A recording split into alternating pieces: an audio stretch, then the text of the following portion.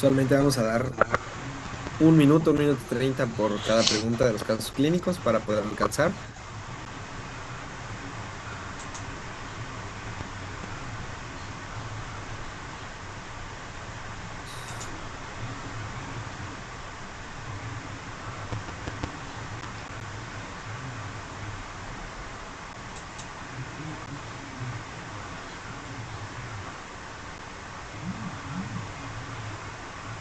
Muy bien, Wicho, vamos a ver qué puso la mayoría.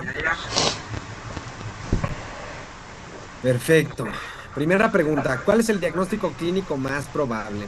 Y aquí el 52% de ustedes dijeron disección aórtica, ¿ok?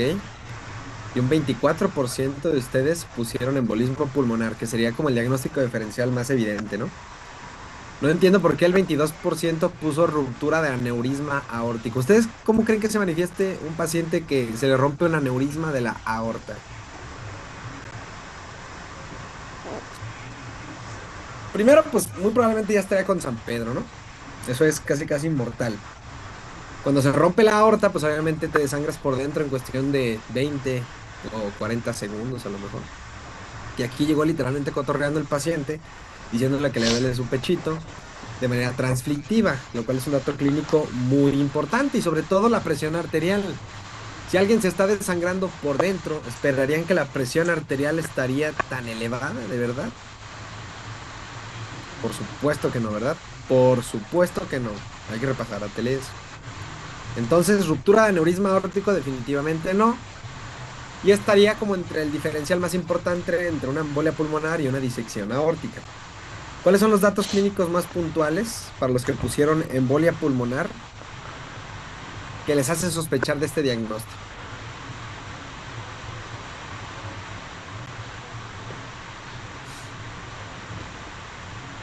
¿Qué opinan?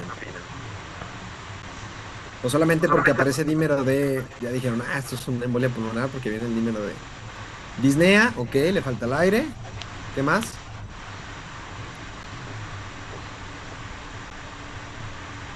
Dolor torácico, ok. Ok. ¿Tiene antecedente de cirugía como tal el paciente? No, ¿verdad? No tiene antecedente de cirugía.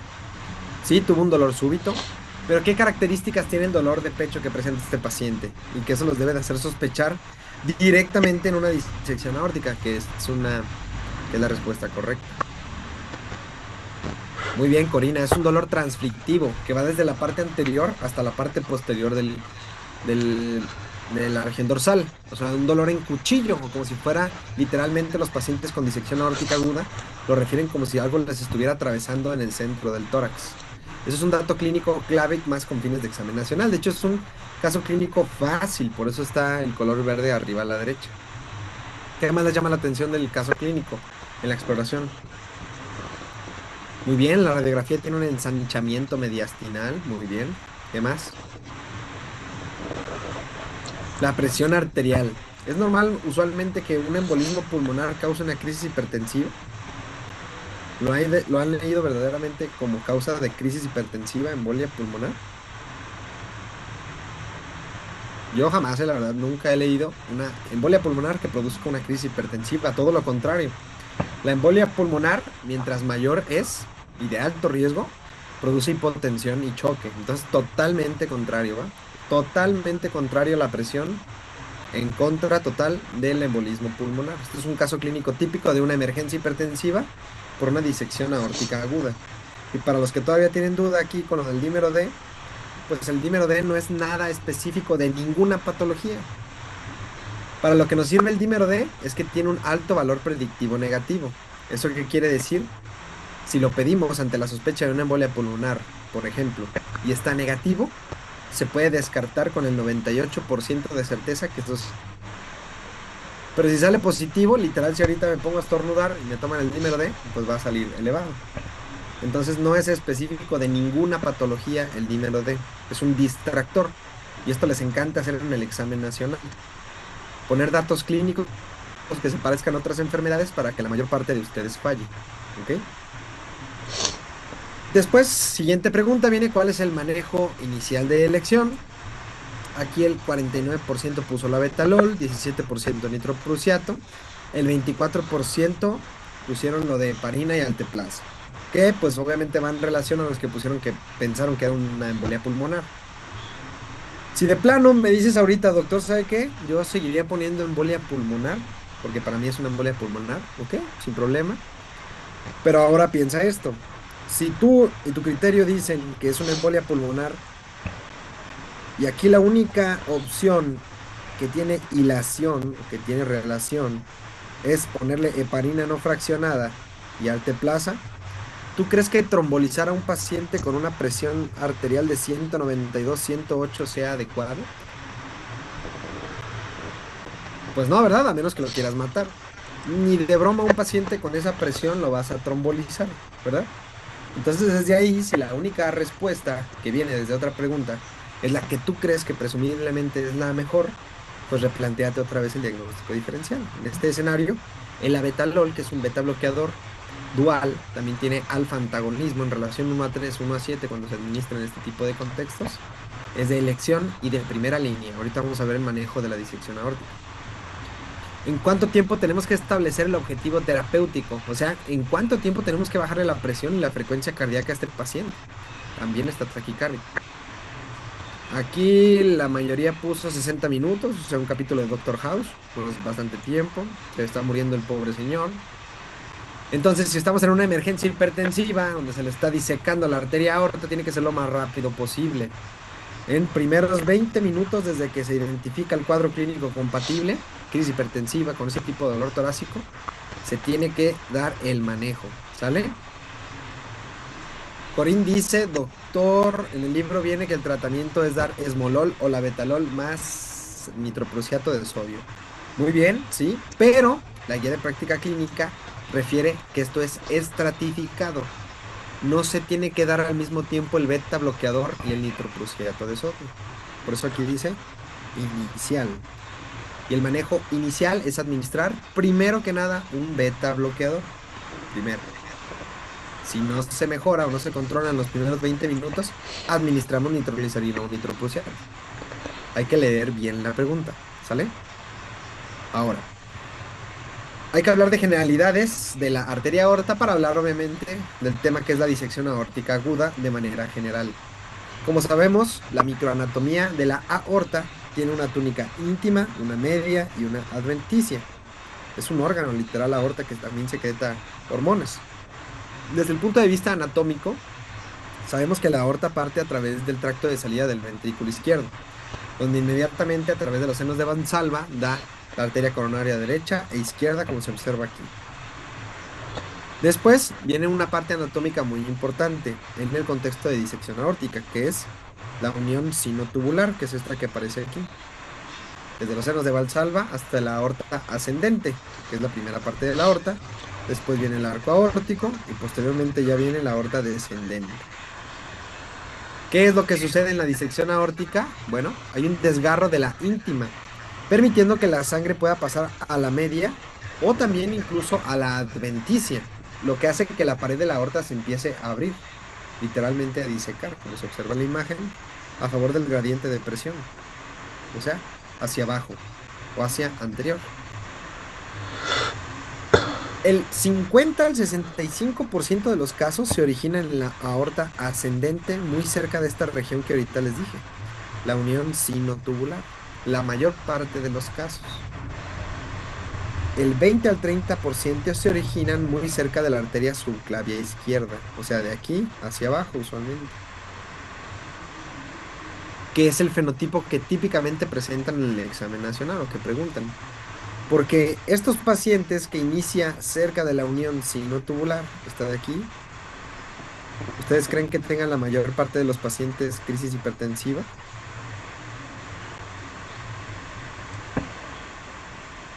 No, ¿verdad? No, porque están cerca de la válvula aórtica, lo que puede condicionar una insuficiencia de la válvula aórtica. Lo típico que preguntan en el examen nacional es la que se produce cerca de la arteria subclavia, como ahorita vamos a ver en la clasificación. ¿Alguna pregunta hasta aquí? No, Diego, totalmente diferente.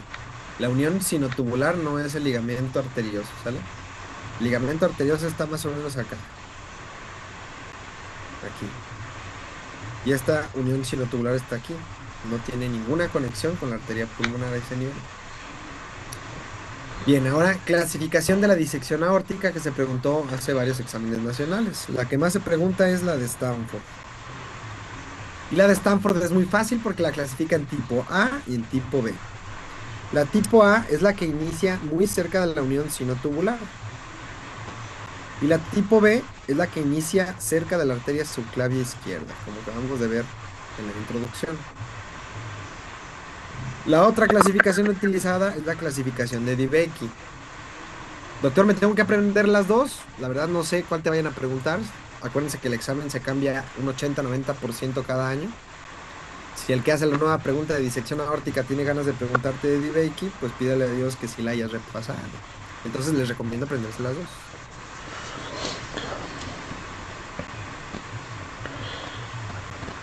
Clasificación de Stanford y clasificación de DiBecchi.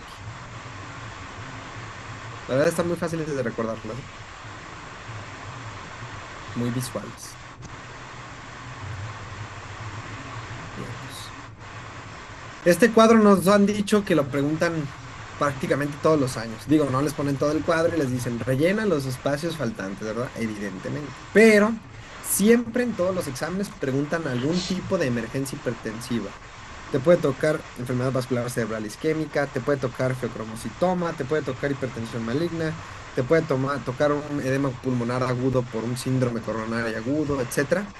Por lo que te recomiendo forzosamente recordar todos los escenarios para saber cuánto reducir la presión y cuáles son los fármacos de elección para ese escenario, para los que se van a utilizar. Correcto, Carla. ¿Qué nos dice la guía de práctica clínica de emergencias y urgencias hipertensivas? Bueno, en el contexto de una disección aórtica aguda es imperativo controlar la frecuencia cardíaca lo más rápido posible para que sea menor a 60 latidos por minuto. De igual forma, la presión sistólica tiene que ser menor o igual a 120 milímetros de mercurio en un periodo de 20 minutos, lo más rápido posible, lo más rápido posible. ¿Qué fármacos se pueden utilizar? Esmolol o labetalol, asociado a nitroprusiato o nitroglicerina, que es lo que alguien preguntaba hace rato.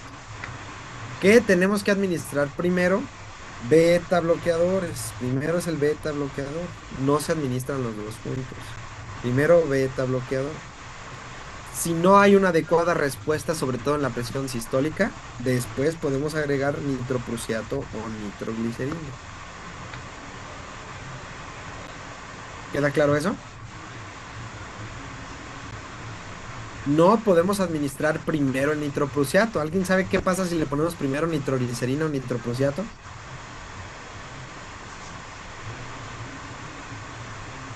¿Qué pasa si un paciente con disección aórtica primero le ponemos nitroglicerina o nitroprusiato? Puede haber una taquicardia refleja. Como son vasodilatadores potentes, al vasodilatar muy rápido puede aumentar la frecuencia y el cronotropismo cardíaco. Y esto, imagínense, pues puede empeorar obviamente los objetivos de una disección aórtica aguda. Entonces, primero administramos el beta bloqueador y después, si no hay mejoría de control, administramos nitroglicerina o nitroprusiato. ¿Sale? ¿Preguntas de disección aórtica? Muy fácil, ¿no? Eso es lo que más preguntan en el examen nacional. Muy bien. Vamos con el siguiente caso, Wicho.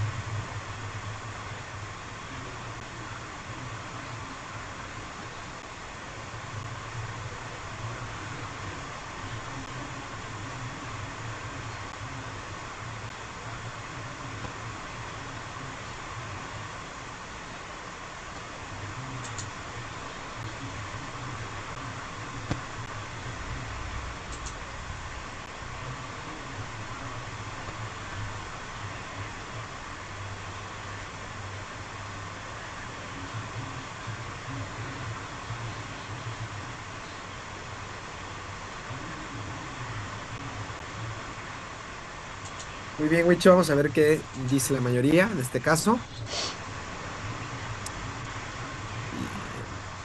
Y, Primera pregunta. De acuerdo con el modelo clínico probabilístico de Wells, ¿cuál es la probabilidad de esta paciente? ¿Quién me ayuda en el chat a decirme cuál es el diagnóstico más probable?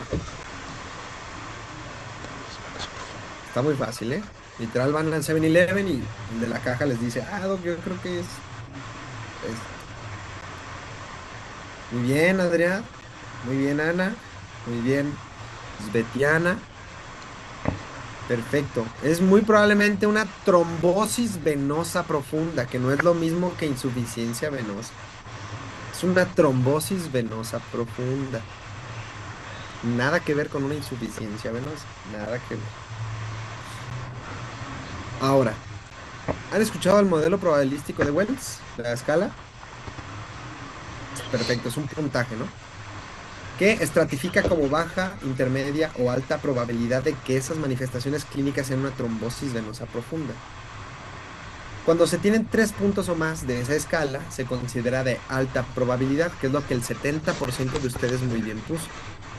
El 27% puso intermedia, pero literal, a lo mejor en este caso ni siquiera se tienen que acordar de toda la escala, ¿verdad? Tiene demasiadas características para que sea una alta probabilidad. Al ser unilateral, con mucho edema comparado con la contralateral. Tiene venas colaterales superficiales, no varicosas. Hay un aumento de la temperatura, hay dolor a la palpación del trayecto venoso profundo. O sea, tiene muchas de las características de la regla probabilística. Ahora, ¿cuál es el siguiente paso dentro del abordaje diagnóstico? En esta paciente que tiene una alta probabilidad de tener una trombosis venosa profunda, ¿verdad? La mayor parte de ustedes pusieron muy bien ultrasonido dúplex, 10% dímero D, otros pusieron angiotomografía de miembros pélvicos. Perfecto. El ultrasonido en esta paciente que tiene alta probabilidad es de elección. Ahorita vamos a ver por qué. Una pregunta, ¿es lo mismo ultrasonido dúplex que ultrasonido Doppler? ¿Qué opinan? Ulises dice que no. ¿Quién da más? ¿Quién da menos? Ultrasonido dúplex que ultrasonido Doppler. Muy bien, Ulises. No es lo mismo, ¿verdad? No es lo mismo. Y a lo mejor más de alguno de ustedes ya en su pasantía lo han llegado a pedir. Pero si están sospechando una trombosis venosa profunda, lo que se debe de solicitar es ultrasonido dúplex. A lo mejor se escucha más o menos igual, pero no es lo mismo. El dúplex abarca tanto el ultrasonido Doppler como el ultrasonido para ver la estructura del vaso en modo B. Checamos flujos con el Doppler. Si se acuerdan, el Doppler es lo que se ve rojito y azul, rojito y azul. Se acerca o se aleja del transductor. Y en el modo B vemos la arquitectura del vaso. Cuando estamos sospechando una trombosis venosa profunda, se tiene que pedir ultrasonido dúplex, no solamente Doppler. ¿Queda claro que no es lo mismo? Bien. Ahora, ¿cuál de los siguientes es el manejo farmacológico de elección? Aquí, muchísimos obviamente pues, dijeron la que diga heparina es la correcta. Muy mal, el 60% la pusieron. ¿Saben cómo se administra la heparina no fraccionada cuando queremos anticoagular a un paciente? Heparina no fraccionada, ¿eh? No es lo mismo que enoxaparina. La heparina no fraccionada, cuando la utilizamos con fines de anticoagular a un paciente, no con fines profilácticos, con fines de anticoagular a un paciente, se tiene que utilizar intravenoso continuo. Intravenoso. Imagínense esta paciente que la dan de alta con una bomba de heparina durante 6 meses, que es lo que usualmente se deja a estos pacientes. Ni de broma, ¿verdad? Entonces, la heparina no fraccionada no sería de elección en esta paciente. El acenocumarol, algunos pudieran decir que sí, sin problema, pero los anticoagulantes orales directos, como el dabigatran o el apixaban, son la mejor opción. Y de acuerdo también con los lineamientos mexicanos. Anticoagulantes orales directos, incluso desde la fase inicial de la trombosis.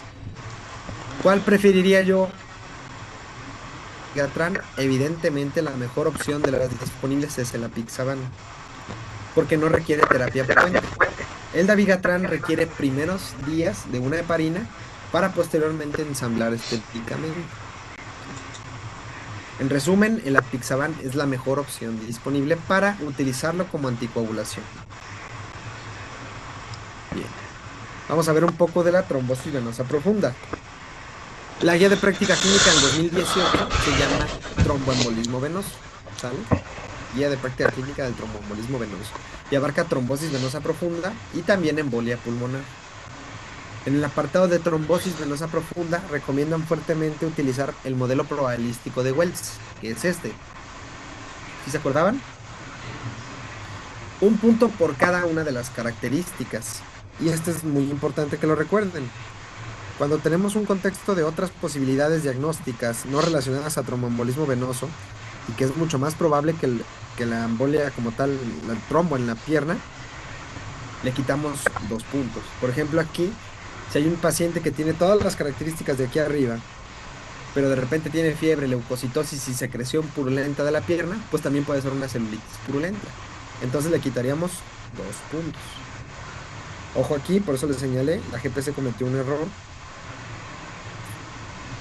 Este es quitarle 2 puntos, el último punto de la escala de Wells.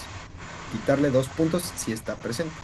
De ahí en más, si se fijan, la paciente tenía al menos unos 5 o 6 puntos de los que se marcan ahí en el modelo probabilístico. Lo que de entrada hace que la interpretación sea mayor o igual a 3. Y si se fijan, se considera alta probabilidad cuando el puntaje es mayor o igual a 3. Medio chueco, ¿verdad? Corín, habría que especificarlo, pero la mejor opción disponible sí sería anticoagulantes de acción directa, ¿sale? Y si estás usando una heparina, por ejemplo, en un escenario clínico como cáncer o embarazo, sí sería una heparina de bajo peso molecular, como enoxaparina. Pero pues no se puede dejar heparina no fraccionada para anticoagular a alguien durante 3 a 6 meses, prácticamente, ¿no? ¿Queda claro el modelo de Wells? Fácil, ¿verdad? Perfecto. Ahora el flujograma de la GPC para poder hacer el diagnóstico de la trombosis venosa profunda. Van a leer en algunos sitios que se dicotomiza el resultado de la probabilidad como en alta probabilidad o baja probabilidad, o probable trombosis venosa o improbable. Algunos manejan puntaje intermedio y bajo, como que no requiere ultrasonido, y algunos meten el intermedio junto al alto para los que sí requieren ultrasonido. Para aquellos con una alta probabilidad preprueba, con el modelo de Wells, como el que acabamos de ver, se tiene que pedir el ultrasonido. Para aquellos que tienen baja probabilidad preprueba, se tiene que pedir el dímero D, de acuerdo con la GPC. Y si se acuerdan, les dije que el dímero D tenía un excelente valor predictivo negativo. ¿A qué me refiero? Por un ejemplo. Esta misma paciente llega con una pierna nada más hinchada, una sola pierna y un poco roja. Y tú tienes a lo mejor un modelo de probabilidad de Wells de 2 puntos, que sería intermedio. Pónganle ustedes de 1 punto para que sea intermedio bajo. No le van a pedir a lo mejor un ultrasonido inicial, pero sí le pueden pedir el dímero D. Si el dímero D está negativo, se descarta muy bien la trombosis venosa profunda. Pero si está positivo, hay que ver otras causas de que se haya elevado el dímero D, como lo que viene aquí. Y si no se tiene otra causa de elevación, se tiene que pedir el ultrasonido como tal, para poder determinar si hay o no presencia de un trombo. ¿Vale? ¿Queda claro cómo dicotomizamos este sentido? Baja probabilidad, dímero D. Alta probabilidad, ultrasonido. Que es lo que más se pregunta en el examen nacional. Y tener en cuenta que el estudio de imagen de elección es el ultrasonido dúplex. Y tiene que ser completo, ¿eh? Desde las venas ilíacas hasta las venas más distales de la región popliteo. ¿Preguntas hasta aquí? Es muy fácil la trombosis venosa profunda cuando se pregunta en el examen nacional. El intermedio también se puede meter cuando se usa de 3 niveles, como para pedir ultrasonido por compresión. Ultrasonido dúplex. Generalidades del tratamiento. Les recomiendo también leer y repasar la guía de referencia rápida de tromboembolismo venoso. Es algo larga y compleja, pero sí los puntos más importantes de este gran resumen que se tiene. Cuando estamos sospechando que un paciente tiene una trombosis venosa profunda aguda, es válido totalmente administrar anticoagulación en lo que tenemos resultados que sean concluyentes. Sí se puede empíricamente. La heparina no fraccionada, que es la que venía en el caso clínico y que muchos causó duda, se puede utilizar, pero solamente en ciertos escenarios y durante la hospitalización. Por ejemplo, en aquellos pacientes que tienen enfermedad renal crónica, en aquellos pacientes que tienen obesidad o en aquellos pacientes que tienen una hemorragia. Como les dije, la heparina no fraccionada, para poder tener el objetivo anticoagulante, se tiene que administrar intravenoso continuo. Continuo.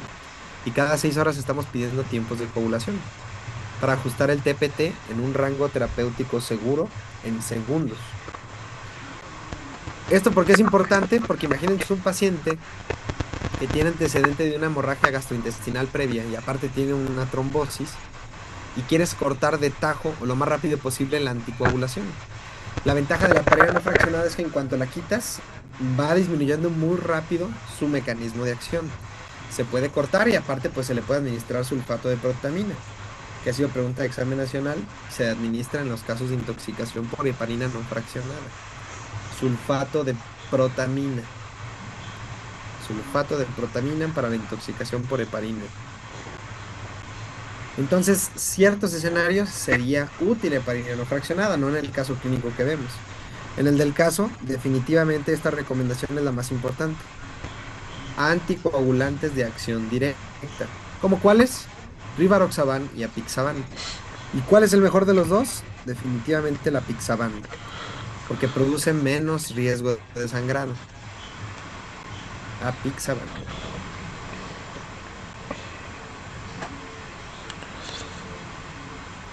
Apixaban, anticoagulante oral directo. La ventaja del Rivaroxaban, se pudiera decir también que se administra una vez al día, comparado con el apixaban que se administra cada 12 horas. Sin embargo, el apixaban es muy útil porque se puede ajustar en pacientes con enfermedad renal crónica y en adultos mayores. Entonces el apixaban por mucho es mejor que el Rivaroxaban. Les comparto esta tabla también, que les recomendaría recordar, porque viene cada escenario clínico y el fármaco de elección. Ojo, y pongan mucha atención. Para el síndrome de anticuerpos antifosfolípidos, que ha sido pregunta de examen nacional, que produce muchas trombosis por fenómenos inmunológicos, el fármaco anticoagulante de elección son los antagonistas de la vitamina K, como la cenocumarina o la warfarina.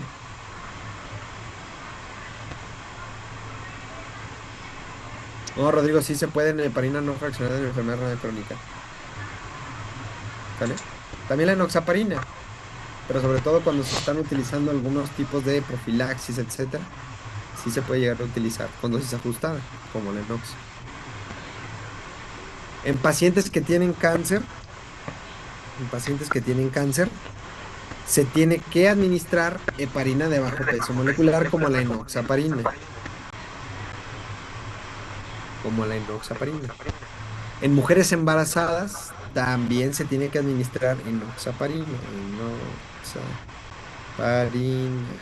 en embarazo.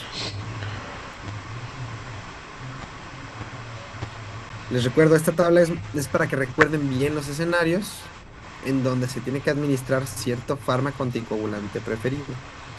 Repito, antifosfolípidos, síndrome de antifosfolípidos, antagonistas de vitamina K.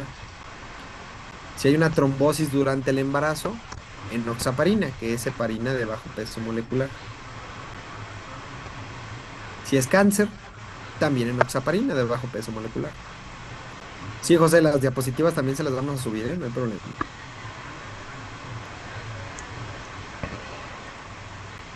Enoxaparina, Ana, también. En antifosfolípidos se puede usar la enoxaparina, pero como terapia puente para iniciar el antagonista de vitamina K. Usualmente el periodo que se tiene que administrar para la trombosis venosa profunda es de 3 a 6 meses, pero es muy variable. ¿Por qué es variable? Pues depende el factor de riesgo para producir la trombosis y el riesgo de hemorragia. No es lo mismo alguien que se fracturó la pierna y se trombosó la pierna a una mujer joven que de repente de la nada tuvo 3 eventos de trombosis, ¿verdad? Y que no se ha encontrado la causa. A lo mejor ella va a requerir trombosis perdón, anticoagulación toda su vida, y el que se fracturó y se trombosó a lo mejor 3 meses y ya no se tiene que anticoagular. Todo depende también del escenario clínico. 3 a 6 meses es una muy buena opción que recuerdo. ¿Alguna pregunta con las generalidades de la trombosis venosa profunda?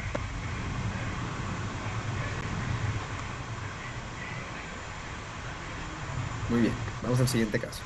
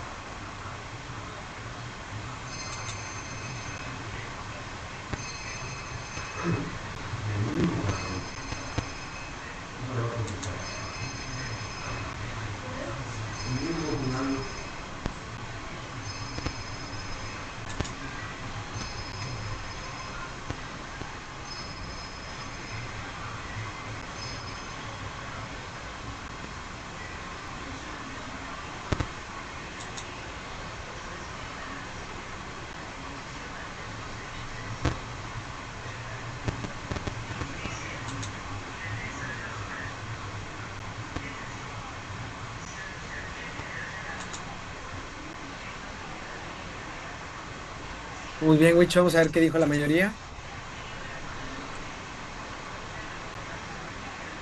Muy bien. Primera pregunta, ¿cuál es el mecanismo fisiopatológico del aura en la migraña? Esa fue una pregunta textual del año pasado en el examen nacional. Aquí la mayor parte de ustedes puso vasoespasmo focal de arterias cerebrales. Otros pusieron la opción C, activación trigeminovascular. Otros la opción B. Ok. ¿Quién me ayuda del caso clínico? ¿Cuál es la mejor o el diagnóstico más probable? El caso clínico. El caso clínico, ¿cuál es el diagnóstico? Muy bien, cefalea tensional. Pero aquí es una pregunta directa en el examen nacional y lo hacen también para destantear. Dicen muchos, ay Dios, están preguntándome por migraña. Pues a lo mejor es una migraña. Pero aquí es una pregunta directa, ¿sale? La opción correcta es una depresión cortical propagada, pregunta de examen nacional del año pasado. Pero no tiene ninguna relación esta pregunta directa de migraña con la del caso clínico, porque muy bien los que pusieron es una cefalea de tipo tensional. Aquí la mayor parte, muy bien, casi el 60% pusieron que era específicamente una crónica, obviamente por los meses que tiene de afectación y los días durante el mes, que ahorita vamos a ver. ¿Cuál es el manejo profiláctico de elección para los pacientes con cefalea tensional crónica? Aquí perfecto, 60% pusieron amitriptilina, el 15% pusieron propranolol. Propranolol, ¿en dónde lo utilizamos más? Migraña, ¿verdad? Profilaxis para la migraña. Profilaxis para la migraña, el propranolol. Cuando estamos dando profilaxis para la cefalea tensional, cuando se requiere, es la amitriptilina, que es un antidepresivo tricíclico. Ahora, cuando este paciente tenga dolores de cabeza, ¿qué le vamos a dar? Muy bien, ese 6% por cafeína. Yo también tomaría cafeína, me encanta el café, pero no es la respuesta correcta. En este escenario, cuando tenga episodios de dolor de cabeza, obviamente el ibuprofeno es de elección. Estoy viendo que el 30% pusieron sumatriptán. Totalmente equivocados, totalmente equivocados. El sumatriptán, ¿cuándo lo utilizamos? Específicamente, ¿cuándo? ¿Cuándo utilizamos los triptanos? ¿Cuándo se utilizan los triptanos? No nomás es decir migraña, ¿eh? ¿En qué contexto de la migraña? En los cuadros agudos de migraña, en los cuadros agudos de migraña, porque luego es una trampa en el examen nacional. Les ponen sumatriptán y luego a veces ni siquiera preguntan de un cuadro agudo, es un cuadro de mantenimiento o terapia de supresión crónica y ponen triptanos, porque usualmente es muy fácil en su cerebro decir, sumatriptán, migraña. Pero solo se administran los triptanos en los ataques agudos de migraña nada más. Ataques agudos de migraña, que no se les olvide. El sumatriptán también se puede administrar en la cefalea en racimos. Pero para la migraña, ataques agudos específicamente. ¿Cuál es la fisiopatología de la que estamos hablando de la migraña? Que si pregunta examen nacional, pues una depresión cortical propagada, ¿vale? Que consiste en una onda que empieza a despolarizarse de manera intensa y con una velocidad de propagación que va muy acorde a conforme van saliendo los síntomas del aura. ¿Alguien ha tenido un aura migrañosa? Está bien gacha, la primera vez que te pasa, la neta sí te asustas demasiado. Yo cuando estaba en el COVID era R2 o R3 de medicina interna. Me acuerdo que acabamos de intubar como a 3 pacientes y había llegado a descansar un rato ahí al cuarto. Y me acosté y de repente empecé a ver borroso de un solo ojo. Y empecé a ver una pared blanca y vi un zigzag así en mi campo visual. Y yo era R3 de medicina interna, imagínense. Si los internistas somos medio crazies, luego viendo esa cosa en mi campo visual dije, o ya tengo esclerosis múltiple, o neuromielitis óptica, o neuropatía isquémica anterior aguda, neuroteritis. No, yo empecé acá a alucinar. Ya me acosté, me dormí 10 minutos, me levanté, literalmente después de 10 minutos con un dolor de cabeza unilateral, pulsátil, de todas las características de una migraña. Entonces, pues sí, sí está bien gacho y no solamente puede afectar la visión, puede afectar la cuestión auditiva también, puede causar déficit motor o mioclonías, hay muchos tipos de aura. Y todo va acorde a esta depresión cortical propagada, que sí se relaciona también con fenómenos de perfusión alterados a nivel cerebral. Y posteriormente, ahora sí, la fisiopatología de la migraña, que es la activación trigeminovascular, que se relaciona mucho con los dolores de cabeza en la migraña.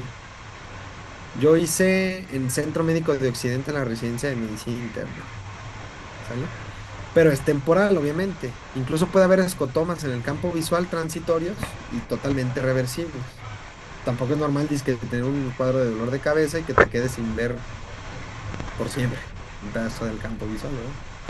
Totalmente no es normal. Es reversible. Bien. Esto se los traigo para que lo repasen cuando se estén echando un gansito, cuando estén cocinando, que son las cefaleas con banderas rojas. O sea, cuando sospechar que puede haber un trastorno subyacente muy peligroso en diferentes tipos de escenarios de cefalea. Por ejemplo, una persona que está embarazada y que empieza con el peor dolor de cabeza de su vida, ¿será una cefalea de banderas rojas, sí o no? Por supuesto que sí, ¿verdad? O un adulto mayor hipertenso que de repente también refiere que tiene cefalea y pierde la conciencia. ¿Será una cefalea con banderas rojas? También. Esta estrategia se llama mnemotecnia Snoop 10. Snoop y 10 P's. Nos habla de muchas causas de cefalea de banderas rojas que nos obliga a pedir un estudio de imagen para poder descartar patologías muy complejas como hemorragias intracerebrales, hemorragias subaracnoideas, tumores cerebrales, infecciones cerebrales, entre otros. Doc, ¿se tiene que aprender todos? Yo tendría una noción más o menos de cuáles son, de acuerdo a la edad, de acuerdo a si está inmunosuprimido, de acuerdo a si es cambio posicional, etcétera, porque si lo han llegado a preguntar. Repito, es un examen de opción múltiple.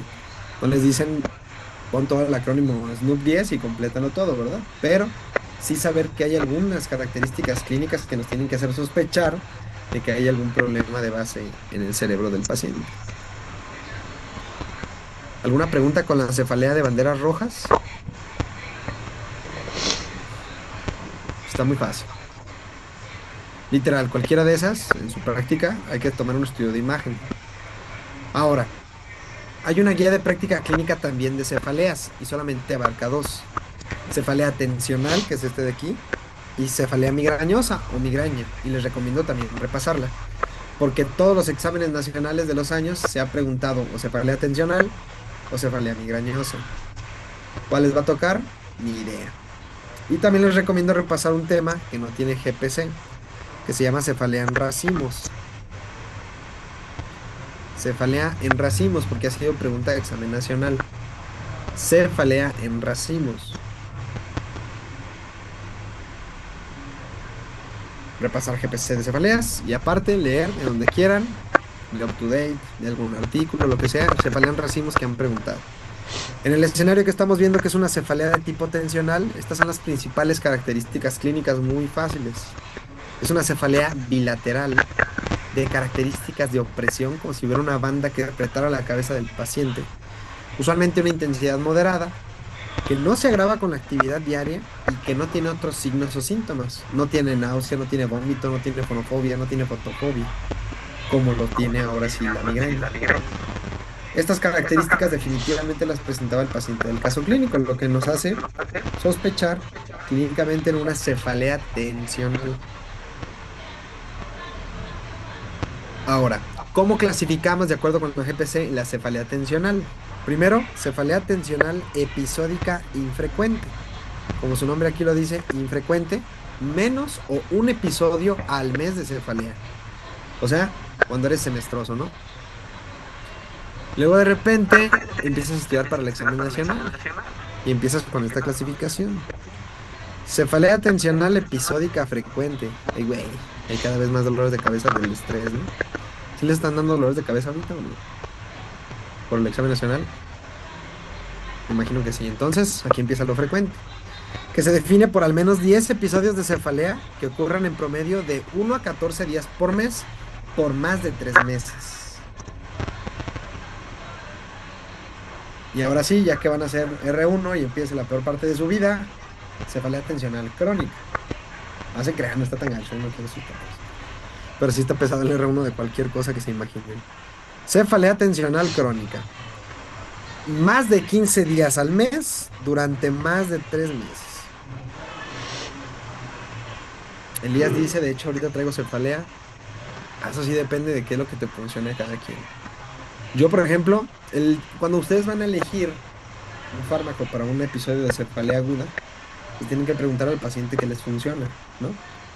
A mí, por ejemplo, a mí me funciona muy bien el ibuprofeno. Pero cuando me dan paracetamol, pues es prácticamente como si me regalaran un gansito. No sirve para nada para quitarme el dolor de cabeza. Pero a mi mamá le doy la cabeza, le doy 500 miligramos de paracetamol y se le quita totalmente. O igual me pasa, tomo café y se me quita el dolor de cabeza. Bueno, eso es porque yo creo que ya soy un adicto. Pero la verdad es que cada quien tiene una respuesta diferente al tipo de analgésico que se utiliza. Queda clara la clasificación de cefalea tensional, episódica infrecuente, frecuente y crónica, dependiendo del paciente, Ana. Sale la cafeína. Se puede agregar con ácido acetil salicílico, tanto en migraña como en cefalea tensional, paracetamol, etc. Ahora, generalidades para el manejo de la cefalea tensional.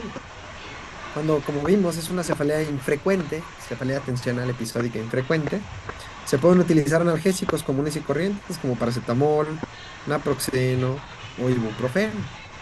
Idealmente no más de 6 veces por mes, aunque hay otros que literalmente se meten hasta 5 por semana.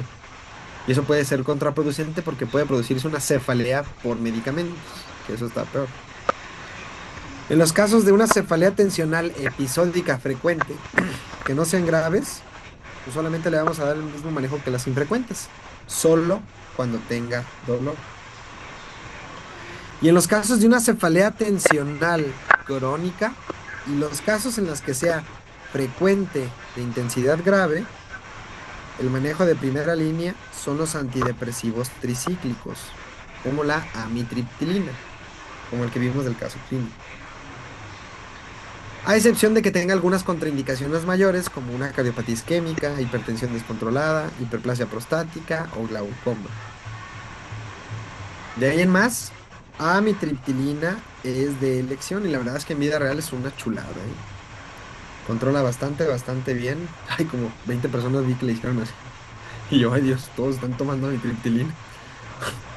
Pero es una chulada, ¿eh? No la he probado yo, obviamente, no tengo cefalea tensional crónica. Pero la verdad es que a los pacientes que se los recetamos les va muy bien. Típicamente en aquellos pacientes en los que tienen contraindicación para algún antidepresivo tricíclico y que también tienen depresión o ansiedad, se puede utilizar la fluoxetina. La fluoxetina.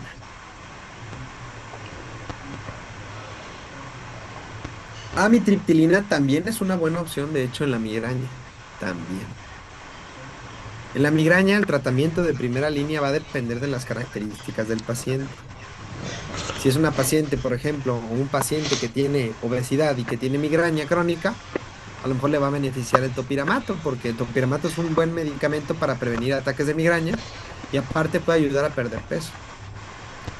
En la migraña tienes que ver la característica del paciente para saber qué fármaco vas a utilizar. Por eso les recomiendo repasar esa guía de práctica clínica de cefalea tensional y migrañosa. Preguntas forzosas de examen nacional. ¿Dudas con cefalea? Bien papita, ¿no? Siguiente caso, Wichims.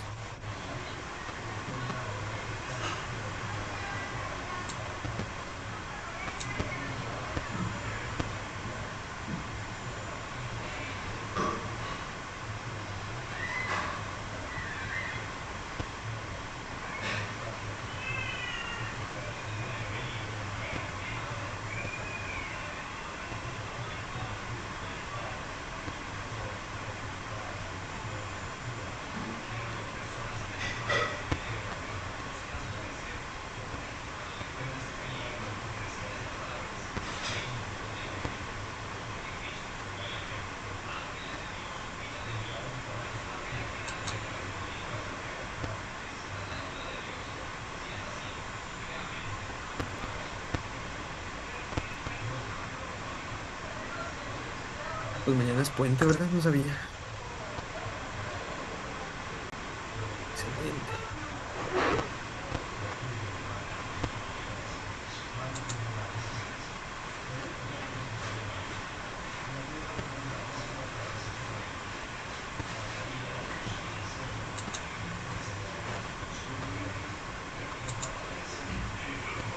Muy bien, Wichims. Vamos a ver qué puso la mayoría. Pregunta textual del año pasado del examen nacional. No está preguntando esa primera pregunta de esa paciente, ¿verdad? No está preguntando. La pregunta es puntual. ¿Cuál es el principal factor asociado con el desarrollo de osteoporosis? El 43% de ustedes puso edad avanzada, el 36% puso posmenopausia. Evidentemente, conforme más avanza la edad, es el principal factor de riesgo para el desarrollo de osteoporosis, ¿verdad? Bien. ¿Cuál de los siguientes es el fármaco de elección para esta paciente, para la paciente del caso? Aquí la mayor parte de ustedes, 45% puso bisfosfonatos, no entiendo por qué. Luego calcitriol y un 4% tamoxifeno. ¿Qué les llama la atención del caso clínico? De esta paciente del caso. Porque ahí no dice cuál es el tratamiento de primera elección para la osteoporosis posmenopáusica, ¿verdad? Ahí no dice eso. Ok, es una paciente que fuma. Muy bien, Jimena. Tiene creatinina de 2.3. Creatinina de 2.3. A lo mejor tú ya leíste, pues no tú, Jimena, o sea, en general. A lo mejor ustedes ya leyeron el tema de osteoporosis posmenopáusica y ven que el tratamiento de primera línea son los bisfosfonatos. Pero es la parte de analizar bien los casos del examen nacional. En esta paciente con ese nivel de creatinina no es absolutamente prudente administrarle un bisfosfonato. No es prudente. La opción correcta es administrar el denosumab, que es un anticuerpo monoclonal que se administra por vía subcutánea cada 6 meses. Y es seguro en pacientes que tienen daño renal como lo de esta paciente muy probablemente. Tiene diabetes descontrolada de 60 años, tiene 60 años la paciente, y aparte tiene una creatinina en 2.3, lo cual la hace una paciente diferente. Y recuerden leer bien, ¿cuál para esta paciente? ¿Cuál fármaco para esta paciente? Si la pregunta fuera, ¿cuál es el fármaco de elección para la osteoporosis posmenopáusica de manera inicial? ¿Cuál sería la opción más correcta?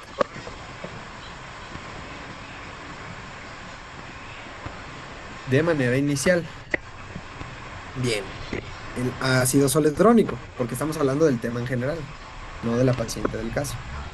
Ahora, Siguiente pregunta. Para mujeres que están en tratamiento por osteoporosis u osteopenia, ¿cuál es el intervalo de tiempo para pedir la densitometría?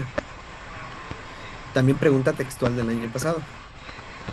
Aquí 56% pusieron erróneamente 6 meses. Nunca se pide antes del año una densitometría. No se pide así de manera rutinaria. Lo mínimo, mínimo que dicen los lineamientos tanto de la GPC como de muchas guías son un año. Y la mayor parte de las guías lo recomiendan en cada 1 a 3 años. Por consiguiente, de las disponibles, la opción más correcta es la de 3 años. Osteoporosis posmenopáusica, preguntada muy frecuentemente en el examen nacional. Repito, osteoporosis en el escenario de la mujer posmenopáusica. Hay una guía de práctica clínica de eso específicamente. ¿A quién le vamos a pedir una densitometría ósea, que se abrevia como DEXA? Absorciometría por rayos X dual. Esa es la densitometría.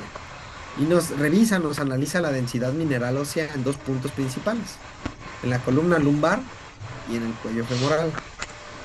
Yo creo que todos hemos visto que a Salud Digna le pide hasta a los perritos de la calle que van pasando, ¿verdad? A todos les regala de la densitometría o se las dan 25 baros. Todos hemos visto una densitometría ósea. Lo primero que tenemos que saber en los pacientes para saber si les vamos a pedir o no es si tienen factores de riesgo para osteoporosis posmenopáusica. Artritis reumatoide, consumo de corticoides de manera crónica, un IMC muy bajo para su edad, entre todos los que vienen ahí en este cuadro y que les recomiendo repasar. Lo primero que debemos de preguntarnos, ¿esta paciente posmenopáusica tiene antecedente de una fractura de bajo impacto? Si sí lo tiene, automáticamente y de manera clínica se puede aseverar que esa paciente tiene osteoporosis. ¿Va? Ahora bien, en aquellos que no tienen antecedente de fracturas clínicas, tenemos que utilizar este método que se llama FRAX para calcular el riesgo de fractura a 10 años. FRAX Score. No se tienen que aprender la fórmula porque es una fórmula que utiliza muchos logaritmos y es muy compleja y utiliza múltiples variables. Entonces en el examen nacional no les van a decir calcúlale el FRAX, no se puede. A menos que diga saca tu celular y calcúlalo. Pues no, no creo. ¿Qué es lo que calcula el FRAX? La probabilidad de fractura a 10 años. ¿De fractura dónde? Ya sea osteoporótica mayor o de cadera. Se considera significativo cuando es mayor al 20% para la mayor o cuando es mayor o igual al 3% de cadera. Arriba de eso se considera de alto riesgo. ¿Hasta aquí alguna duda del FRAX? Muy bien. Ahorita llegamos allá, Enrique. Entonces, una vez que calculamos el FRAX, tenemos que reevaluar la edad de la paciente y si está en posmenopausia. En mujeres posmenopáusicas que tengan menos de 65 años, posmenopáusicas de menos de 65 años, y que tengan alto riesgo de fractura por FRAX, como vimos, hay que pedirles densitometría ósea. Y de cajón a toda mujer que tenga más de 65 años, hay que pedir densitometría ósea. Como podrán observar, yo creo que no gateé o no sé qué onda, que no puedo hacer una buena flechita. Se ve horrenda las flechitas que hago. Pero queda claro a quién pedirle densitometría. Bien. La densitometría evalúa la densidad mineral ósea para la edad y el sexo y utiliza desviaciones estándar. ¿Sale? Estas desviaciones estándar que evaluamos, por ejemplo, en mujeres posmenopáusicas es el T-score o el puntaje en T. Y se estratifica como normal, osteopenia y osteoporosis. Cuando está por debajo de menos 2.5 desviaciones estándar, como viene aquí, o sea, menos 2.6, menos 3, menos 3.2, bla, bla, bla, lo catalogamos como osteoporosis. Cuando el índice T se encuentra entre menos 1 a menos 2.5, en ese intervalo se cataloga como osteopenia. Aquí está mal la GPC, le falta aquí un menos. Como osteopenia. Y si es de menos 1 para arriba, o sea, menos 0.9, menos 0.3, etcétera, se cataloga como normal. Ese es el T-score en mujer postmenopáusica. En mujeres premenopáusicas y en hombres utilizamos el Z-score, que ese no lo preguntan frecuentemente en el examen nacional. El que preguntan más es el T-score en mujeres postmenopáusicas.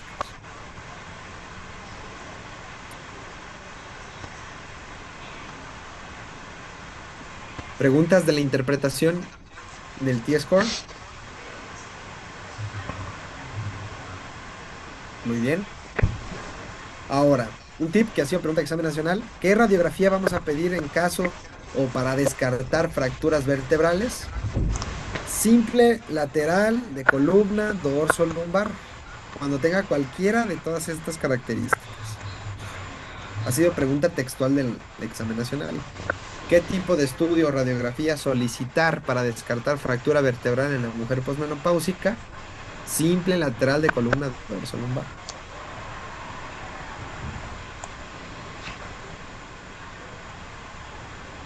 Muy bien. Ahora, ¿cuál es el tratamiento para la osteoporosis posmenopáusica? De entrada, lo primero es el tratamiento no farmacológico preventivo, que incluye todo lo que viene aquí. Una ingesta adecuada de calcio diario, vitamina D oral en caso de que se requiera o en caso de que se documente deficiencia, que aquí en México se considera cuando es menor a 20 nanogramos por mililitro, menor a 20. Eso de estar tomando vitamina D todos los días, nomás porque me siento bien, eso no existe ni tiene fundamento. A menos que se encuentre deficiencia, hay que suplementar, que la deficiencia es cuando es menor a 20. Y no se dan pues megadosis de 25 o 50 mil unidades diarias, que es lo que a veces vemos en la consulta. Usualmente va de 600 a 800 unidades por día. Y eso depende también del rango de disminución de la vitamina D sérica. Y aparte, pues una ingesta adecuada de proteínas. Ahora sí, tratamiento farmacológico de la osteoporosis posmenopáusica. El tratamiento de primera línea para la osteoporosis son los bisfosfonatos orales. Bisfosfonatos orales, como el alendronato y el risendronato. ¿A quién le vamos a dar también terapia farmacológica? Bueno, aquellos pacientes que tengan osteopenia en el T-score, pero que también tengan el FRAX elevado, o sea, a 10 años, mayor o igual al 20% el riesgo de fractura osteoporótica mayor y mayor o igual al 3% el riesgo de fractura de cadera. En estos pacientes, repito, con osteopenia y alto riesgo, se administra el tratamiento como si tuvieran osteoporosis. Tratamiento preventivo para absolutamente todas las mujeres, ¿sale? Todas las mujeres posmenopáusicas. En caso de que se requiera. No vayan a andar dando vitamina D a toda mujer posmenopáusica, no tengan cuidado. Al rato nomás por darle algo a la pastilla. Ah, vitamina D 25,000 unidades diarias. ¿Pregunta hasta ahorita? Perfecto. Ahora bien, el bisfosfonato oral quedamos que era el tratamiento de primera línea. Pero hay algunos pacientes con este cuadrito que dice que tienen edad avanzada, múltiples fracturas, en donde de elección sería administrar el bisfosfonato por la vena, como el ácido zoledrónico. En esos escenarios, el ácido zoledrónico, que es un bisfosfonato, se administraría por la vena de manera ideal.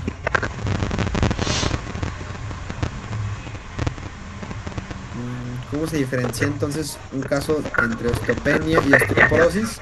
Depende del T-score que comenté, ¿sale? Ahí te lo tienen que especificar. Ahora, los bisfosfonatos orales a veces son muy enfadosos porque en pacientes que tienen patologías esofágicas puede producir una esofagitis muy compleja. De hecho, cuando se toman este medicamento, que a veces se toman la dosis, por ejemplo, del alendronato, una vez por semana, 70 miligramos, se le tiene que decir al paciente que se tome la pastilla con un vaso completo de agua y que se mantenga en posición erguida. No se pueden acostar porque puede haber un reflujo y una esofagitis muy grave. Hay pacientes que definitivamente no se les puede administrar y obviamente pues ahí tendríamos que administrarlo por la vena. ¿Cuándo vamos a dar el raloxifeno, que no es intercambiable con el tamoxifeno? Son dos cosas muy diferentes con fines del tratamiento de osteoporosis posmenopáusica. El raloxifeno se puede administrar en mujeres posmenopáusicas que no sean adultos mayores que tengan las cuatro siguientes características, que ha sido pregunta de examen nacional. Que haya una afectación predominante de la densidad mineral ósea en la región lumbar, pero que esté respetada la de la cadera. Que no haya síntomas vasomotores. Que no haya antecedentes de factores de riesgo de trombosis o eventos tromboembólicos. Y que la paciente tenga definitivamente factores de riesgo para cáncer de mama. Sería el escenario ideal para administrar el raloxifeno. Raloxifeno, sale ralo. No tamoxifeno, raloxifeno. El Z-score sirve para mujeres premenopáusicas y en hombres.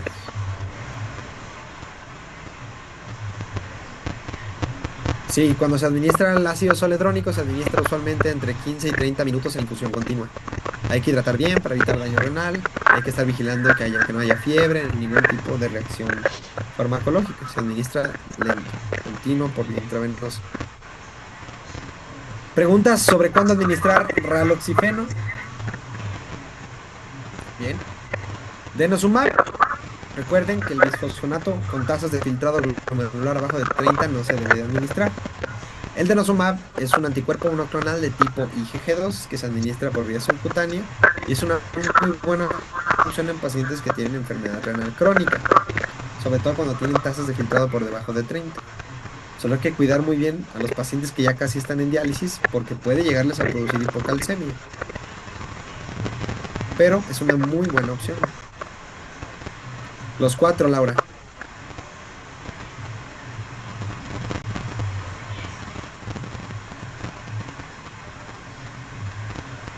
¿Queda claro el denosumab? Muy bien.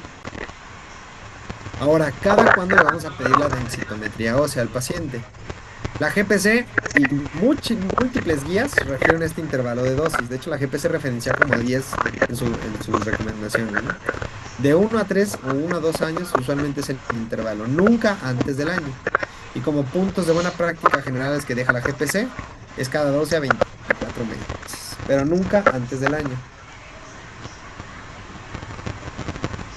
Pregunta del año pasado. Y si se fijan, dirán, Doc, ¿y por qué venía 3 años si la GPC dice de 12 a 24 meses?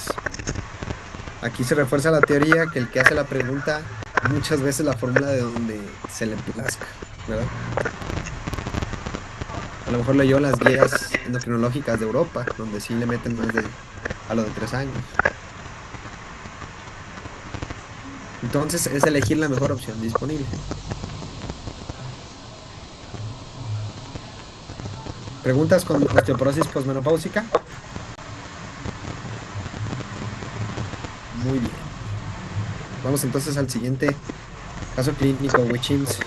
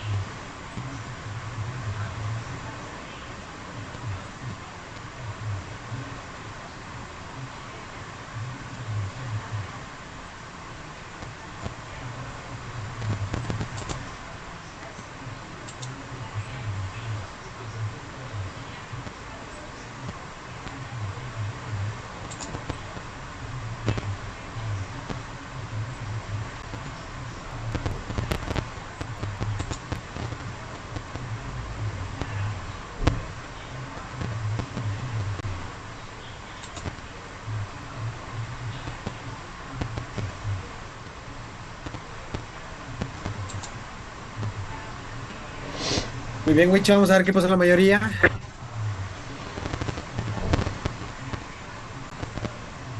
Y pregunta Victoria si ya terminó el tratamiento, cada cuándo realiza DEXA. Depende del riesgo de la fractura, pero usualmente igual cada 3 a 5 años y depende de dónde lo leas. La verdad es que son múltiples guías que dan múltiples puntos de vista. Ok. ¿Cómo confirmamos el diagnóstico? ¿Quién me ayuda para decirme cuál es el diagnóstico de este paciente? Muy bien, ¿no? Es una fibrosis quística del libro. Pero pues aquí el examen nacional son bien gachos y de ellos muchísimas veces ni siquiera te preguntan cuál es el diagnóstico. Ya te preguntan como si ya supieras el diagnóstico. Entonces dice aquí, ¿cómo confirmas el diagnóstico de sospecha? Aquí la mayor parte de ustedes pusieron cloro en sudor, el 45%, 25% gen CFTR mutado. Los que pusieron deficiencia de alfa-1 antitripsina, pues nada que ver. A lo mejor inmunoglobulinas pudiera ser, pero al ser una enfermedad multisistémica aquí, pues no se justificaría una diarrea crónica, diabetes mellitus, entre otras cosas que tiene el paciente. Entonces quedamos entre dos, la opción B y la opción C. ¿Cómo sabemos cuál elegir de las dos? La fibrosis quística, porque en las dos puedes pedir cloro en sudor y puedes pedir una prueba genética, ¿verdad? Hay que leer bien. La opción C no es la correcta porque aquí pide una mutación del gen en un solo alelo. Para tener una penetrancia, como se observa en el caso clínico de afectación multisistémica, idealmente tendrían que estar ambos alelos mutados. Ambos alelos mutados. Entonces, la mejor opción es el cloro en sudor. Leer bien. Luego, otra pregunta textual del examen nacional. ¿Cuál es el principal patógeno asociado con infecciones respiratorias recurrentes durante la infancia, no en el paciente del caso? Durante la infancia. Aquí muchos pusieron Haemophilus influenza, otros Staphylococcus, otros Pseudomonas. La respuesta correcta es Staphylococcus aureus en la infancia. Muchos dirán, no, pero fibrosis quística, Pseudomonas. Sí, sí es de los principales.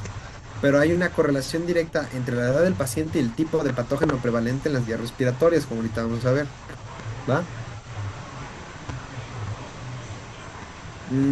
Diego dice, disculpe, pero EPOC o patrón obstructivo en menor de 40 años no fumador se sospecha de deficiencia de alfa-1 antitripsina. Perfecto y muy bien, parece que vas a medicina interna. Sin embargo, la deficiencia de alfa-1 antitripsina no te hace un deschongue en todo el cuerpo, ¿verdad? No te produce todo lo que está presentando el paciente de trastornos electrolíticos, tiene una alcalosis metabólica, tiene deshidratación, tiene diarrea crónica, tiene poliuria, tiene infecciones respiratorias recurrentes, y no solo en el pulmón, sino también en los senos paranasales. Entonces son más cosas. Si solamente fuera un hombre joven que tiene un patrón obstructivo pulmonar, pues te la paso a pensar deficiencia de alfa-1 antitripsina. Pero como es una afectación, repito, multisistémica, hay que sospechar en otra patología. Se descarta la deficiencia de alfa-1 antitripsina. Ahora, 16. ¿Cuál de las siguientes opciones representa una terapia modificadora de la enfermedad? Aquí pusieron muchos alfa-dornasa. No es como tal una terapia modificadora, pero sí es para los síntomas de la fibrosis quística. No existe terapia específica. Otros pusieron tafamidis y otros ivacaftor. Muy bien. Igual, de igual forma, si había sospechado que era una deficiencia de alfa-1 antitripsina, pues aquí no hay ninguna opción adecuada para esa respuesta, ¿verdad? Entonces, desde ahí, si llegas a esa parte, pues descartas que la primera sea una opción. El Ivacaftor es una terapia modificadora de la enfermedad dependiendo de la actividad mutacional de la enfermedad. Ahorita la vamos a ver.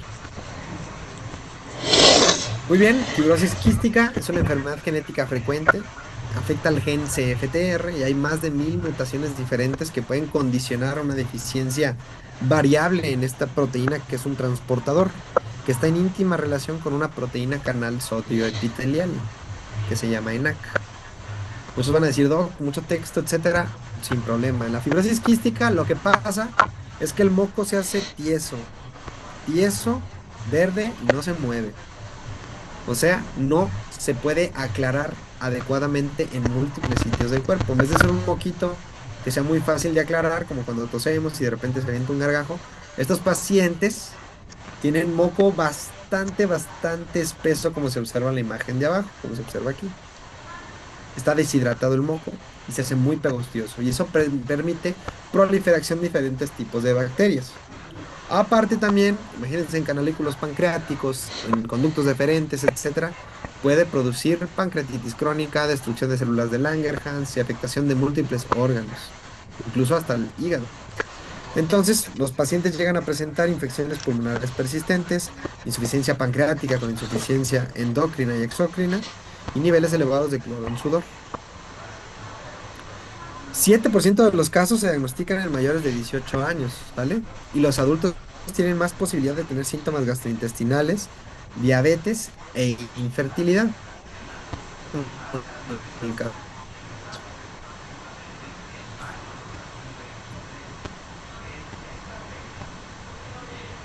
que tienen insuficiencia pancreática, diabetes mellitus, enfermedad pulmonar obstructiva crónica desde la infancia, pueden tener dilataciones bronquiales por las infecciones respiratorias recurrentes, enfermedad hepática pueden llegar a tenerla, ojo también con esto, ilio meconial.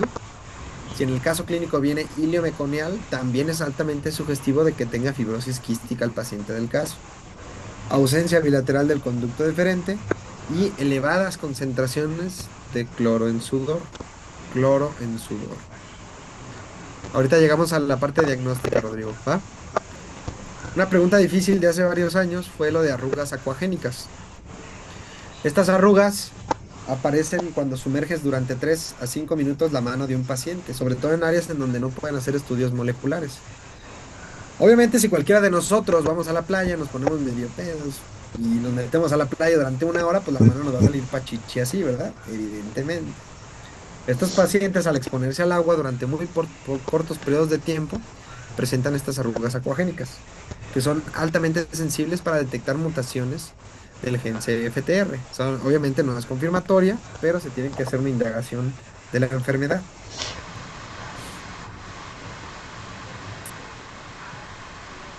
Bien. Esta es la tablita que les digo que depende de la edad, la prevalencia del tipo de patógeno en el tracto respiratorio de los pacientes con fibrosis quística. Si se fijan en individuos jóvenes, Staphylococcus aureus se los lleva a todos por mucho. En la adultez, ahora sí empieza a predominar Pseudomonas aeruginosa.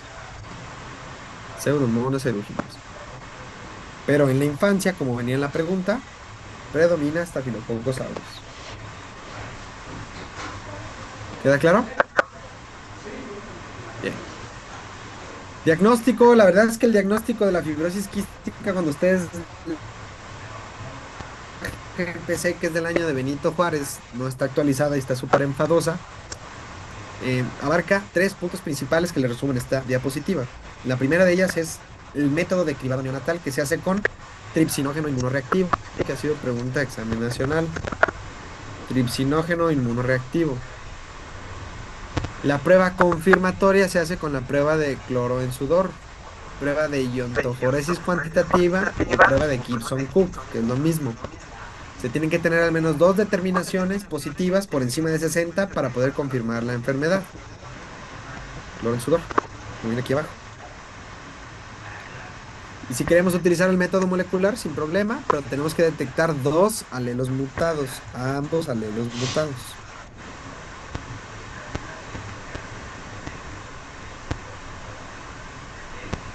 ¿Queda claro? Y ya, yo ni siquiera abriría la GPC porque está muy frustrante y está bien enfadosa. Lo único que me aprendería. Manejo de la fibrosis quística. La fisioterapia respiratoria diaria es evidentemente muy importante como parte del equipo multidisciplinar de estos pacientes. Infecciones se deben manejar con antibióticos y algunos pacientes son candidatos a terapia supresora crónica con macrólidos, no todos. Mucolíticos, como los del caso clínico, no son terapias modificadoras, pero son terapias sintomáticas para mejorar el aclaramiento del moco con las vías respiratorias, como la alfa-dornasa o la solución salina hipertónica nebulizada. Broncodilatadores al producir una enfermedad pulmonar obstructiva crónica de la infancia también. Nutrición hipercalórica por la insuficiencia pancreática que puede condicionar. Moduladores del gen CFTR o de la proteína de la conductancia transmembranal de la fibrosis quística en aquellos que tengan mutaciones elegibles. Hay una clasificación de 16 diferentes tipos de clase muy diferentes de mutaciones que codifican la alteración de la proteína. Por ejemplo, en aquellas mutaciones de clase uno no hay una síntesis adecuada de la proteína, ni siquiera, si se fijan, ni siquiera se expresa aquí. O una también mutación frecuente, que es esta de aquí abajo que estoy señalando, hay un defecto del plegamiento de la proteína. Y es el bloqueo durante el procesamiento de la proteína, no durante la traducción como tal a partir del ADN. Otra es que haya una reducción de la conducción, o sea, sí se presenta la proteína en la membrana, pero no es eficiente para transportar los iones. O sea, son diferentes mutaciones que condicionan que al final esta proteína no funciona. O no se pega, o ya está pegada y no funciona bien. Y para eso hay muchas terapias actualmente, ya sean combinadas o solamente en monoterapia. Si tienen dificultad para recordar los nombres como el hexacaftor, tezacaftor, ivacaftor, o el ivacaftor, o el lumacaftor, bla, bla, bla, solamente acuérdense que es una palabra parecida al castor para la fibrosis quística, ¿verdad? Y el Castor. rato en el examen buscando la opción que diga castor, ¿verdad? Y todos. Obviamente no van a buscar la de castor. Y al rato la ponen castor. Ivacaftor, lumacaftor, tezacaftor son fármacos que son opciones dirigidas para la terapia modificadora de la enfermedad en la fibrosis quística. Y obviamente trasplante pulmonar en pacientes que tengan enfermedad avanzada. Los castores de Nickelodeon. ¿Había castores? No, sí, sí, sí, cierto. Era uno güerito y uno cafecito, ¿no? De Nickelodeon. Pero ustedes están muy morrillos. ¿Sí les tocó todavía? No. Yo tengo 31 y me acuerdo que ya no los llegué a ver en Nickelodeon tan frecuente. A las 12 salía, viendo Nickelodeon a las 12 de la noche. Sí, los castores cascarrabias, sí, así se llaman, sí, es cierto. Bueno, entonces todavía estoy en onda, no estoy tan grandote. Listo, Wicho, vamos al siguiente caso clínico.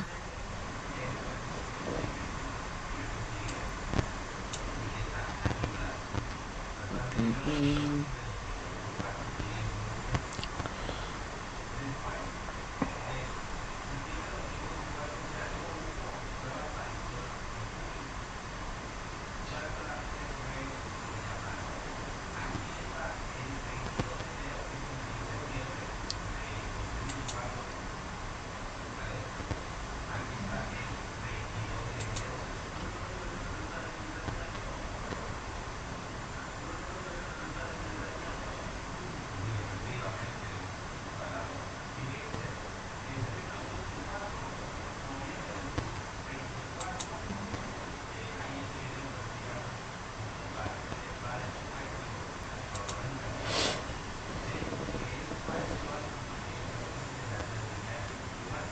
Mm, mm, mm.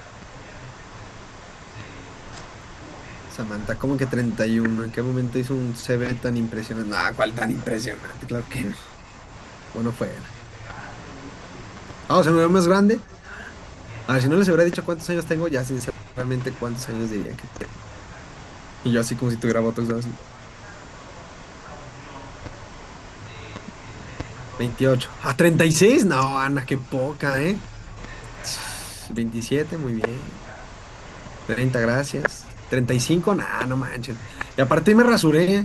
Bueno, no me sale mucha barba, pero me sale barba de puberto. Bueno, muchas gracias. Sí, estoy en el rango entonces. Muy bien. Vamos a ver, Wicho, qué puso la mayoría.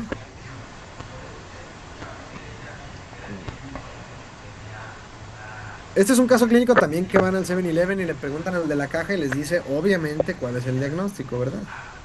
Al unísono, todos pongan cuál es el diagnóstico. Rabia, ¿verdad? Rabia, rabia, fácil, sencillo. De acuerdo con la norma oficial mexicana, ¿cuál es la opción más correcta? La mayor parte de ustedes pusieron caso probable, perfecto, con notificación inmediata.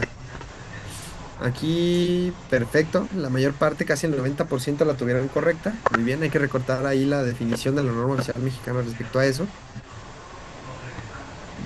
¿Qué categoría de exposición presentó el paciente en ese momento? Perfecto, casi el 60% puso 3. Entiendo que se escucha un caso muy dramático y dirías tú, no, pues el 4 suena el más hardcore, pero no existe el 4, el 3 es la mayor.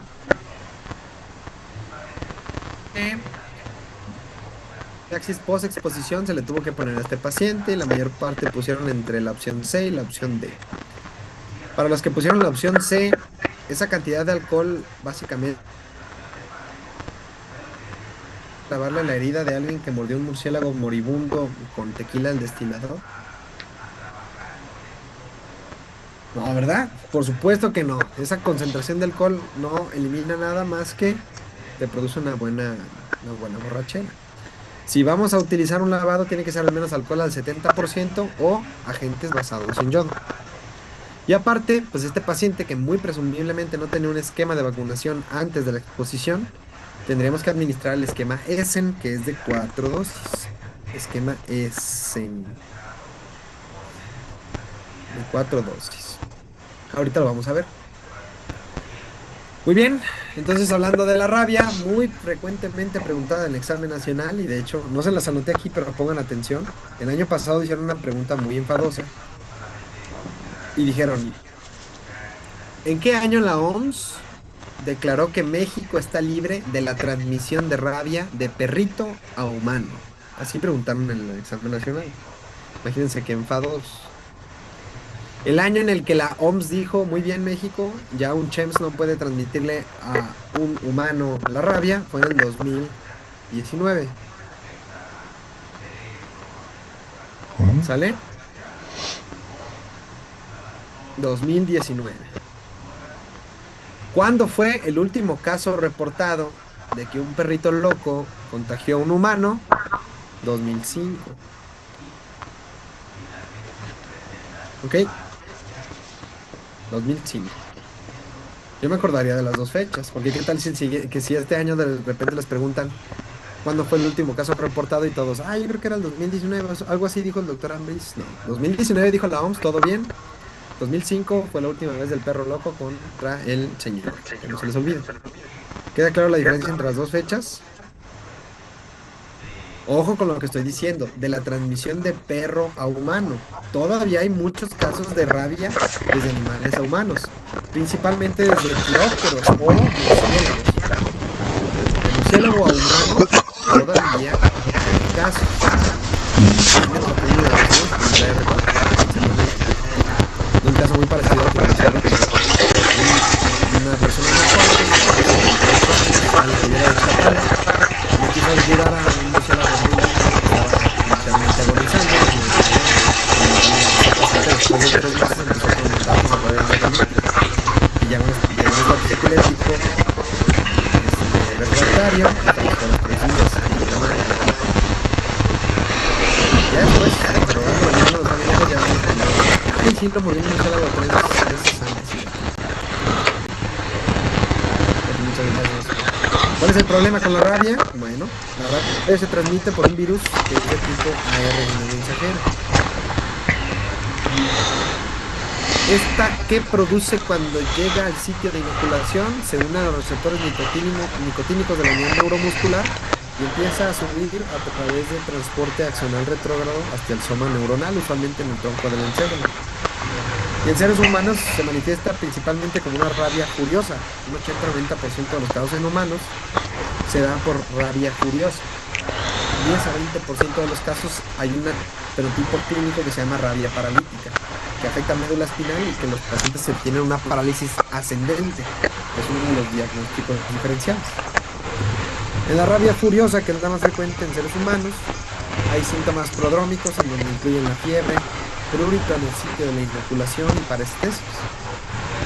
Después de varios días empieza la fase neurológica crítica, que puede durar de 1 hasta 5 días, caracterizada por disautonomía significativa. Puede haber hipersalivación, piloerección, dilatación periódica de las pupilas, hidrofobia, aerofobia, hematemesis, hiperventilación, etc. ¿Cómo saben ustedes que un paciente tiene hidrofobia?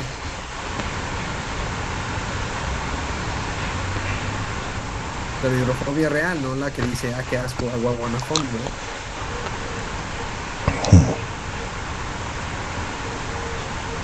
quiere tomar agua. Les digo, yo no quiero tomar Bonafont y no tengo hidrofobia. Ok, muy bien. Le das agua y como viene un flujo turbulento del líquido, empiezan a tener espasmos laringeos y literalmente la escupen. Igual con la aerofobia. Respiran muy rápido y el flujo turbulento del aire a través de los músculos faríngeos hace que haya una constricción, ¿sale? Un quejido. Esa es la hidrofobia y la aerofobia. Después ahora vienen crisis epilépticas, coma y obviamente la muerte en un 99% de los casos. El promedio general de incubación es de 69 días, de acuerdo a los lineamientos mexicanos. Y depende pues del tipo de animal agresor. Ojo con este dato, cualquier especie de mamífero no acuático puede enfermar y transmitir la enfermedad. Cualquier especie de mamífero no acuático. Y la probabilidad de desarrollar la enfermedad, pues no es lo mismo que te muerda un perrito acá arriba, a que te muerda el dedo meñique del pie, ¿verdad? Depende mucho del área del cuerpo en donde sufras el ataque, la probabilidad de infección. En la cara, por ejemplo, esto con base en un animal rabioso, claro, cara un 60% comparado con piernas en un 3 al 10%. ¿Qué dicen los lineamientos mexicanos? Tiene que ser de notificación obligatoria 24 horas posteriores a la exposición. Y nos remiten a las recomendaciones bien conocidas por la norma oficial mexicana para la definición del caso de rabia, en donde el caso que vimos es un caso probable, que presenta signos y síntomas de infección en un contexto epidemiológico compatible. Les recuerdo repasar las definiciones de caso de rabia. ¿Preguntas?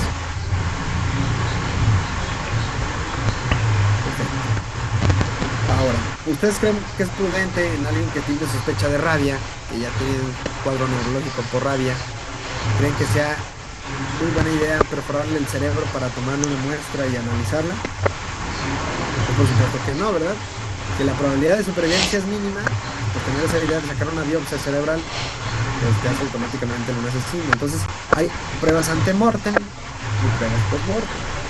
En las pruebas ante-mortem podemos tomar biopsia de la piel nucal del paciente y mandar a hacer estudios moleculares específicos, como una RT-PCR convencional en tiempo real, o también una que se llama neutralización viral con anticuerpos fluorescentes del tejido.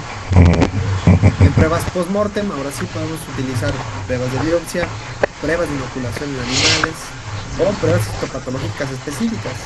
Y aquí ha sido una pregunta examen nacional esto que es muy clásico, los cuerpos de Negri, ¿verdad? Que son inclusiones basófilas, gránulos basófilos en el citoplasma de los somas neuronales, como se observan en la imagen, y que son patognomónicas de la rabia, pero su ausencia no descarta la enfermedad. Su ausencia no descarta la enfermedad.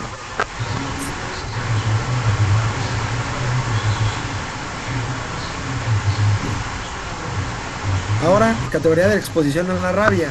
Depende del tipo de animal, de cómo te ataca el animal y de las características del animal, es cómo se va a catalogar la exposición a la rabia.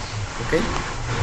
Para no aprenderse todo ese cuadro que está bien enfadoso, se lo resumo en estas tres categorías que son prácticamente las mismas que maneja la OMS, pero por resumido. La categoría 1 corresponde a esta que es sin riesgo. Es como cuando tienes a tu novia, que te toca o lame la piel intacta, pero pues normalmente no hay mordisqueo, no hay rasguño, no hay por el estilo, supongo.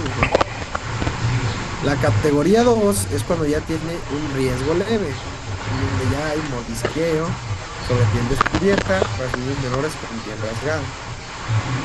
Y luego la categoría 3, que ahora sí es riesgo grave, ahora ya se puso bien hardcore, mordeduras o rasguños transdérmicos, únicos o múltiples, o contaminación por salida de animales rabiosos en piel lesionada o en membranas mucosas. Ahí sí ya hay problemas, ¿verdad? Entonces, 3 categorías: sin riesgo, riesgo leve, riesgo grave. 1, 2 y 3. Está más fácil aprenderse el del lado derecho, ¿verdad? ¿Preguntas?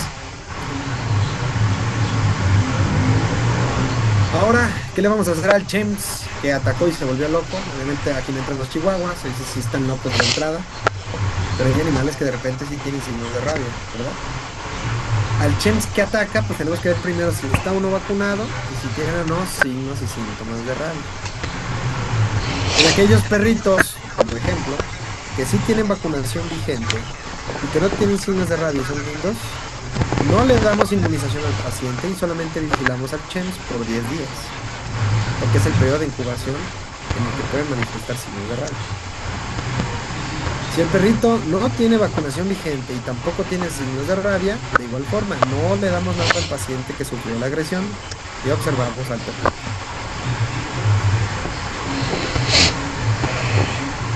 Sí, cuando son perros callejeros o si no confías en el perro de tu amigo y te mordió, pues obviamente también. Al perro perro, ¿eh? No crean que el perro del compa, aunque sí nos llevamos los gatitos.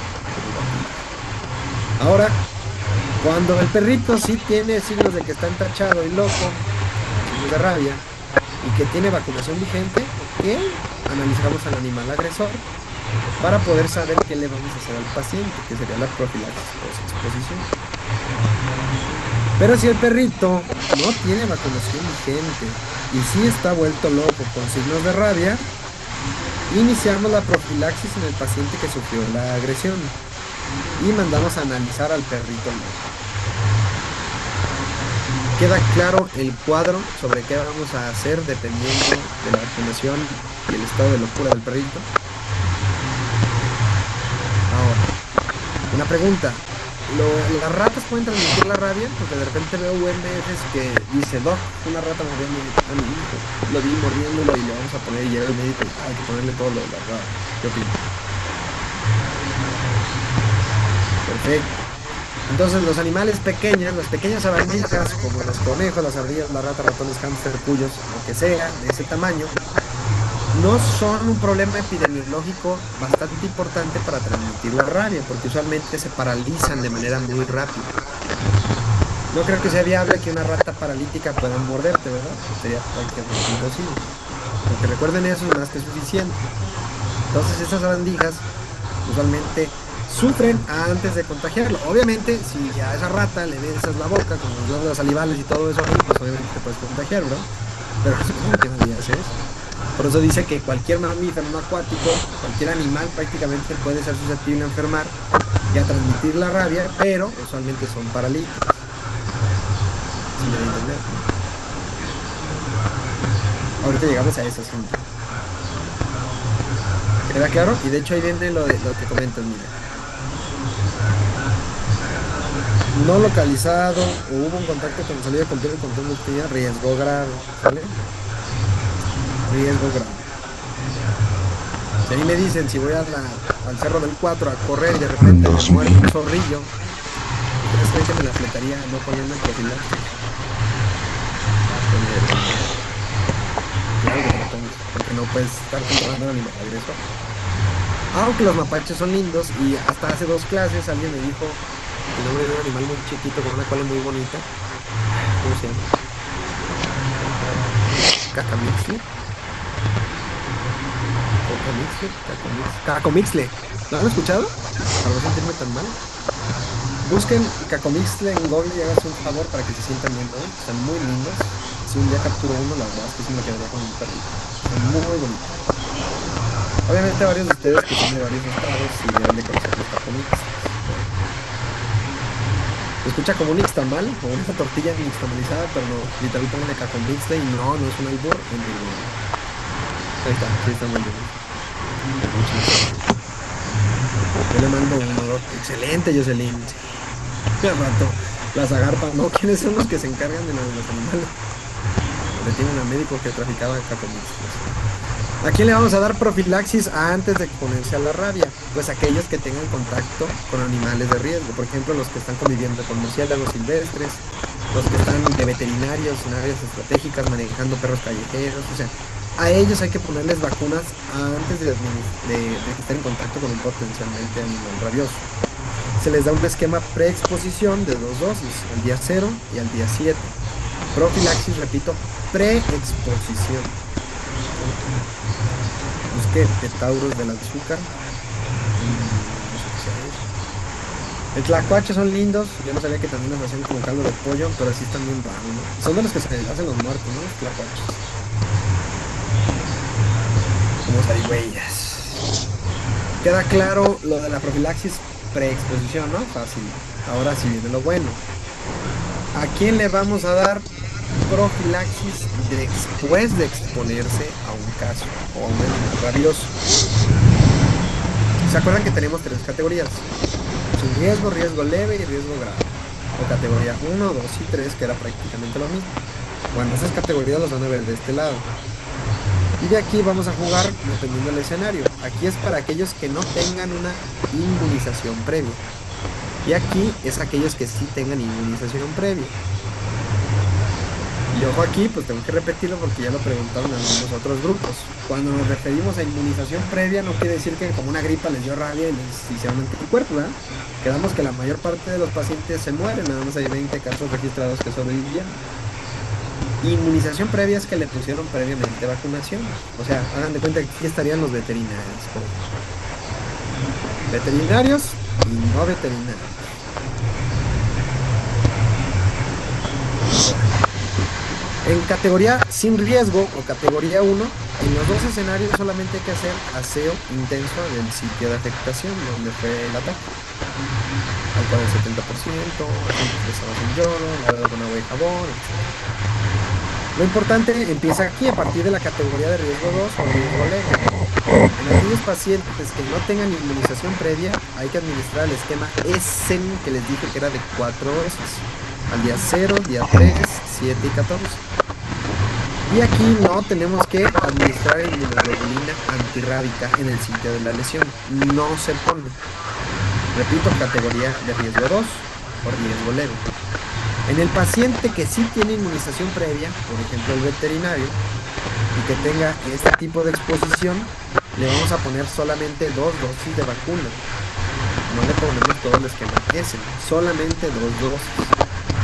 Y tampoco hay que ponerle inmunoglobulina antirrábica. Uno de los dos escenarios. Hasta aquí está muy fácil, ¿no?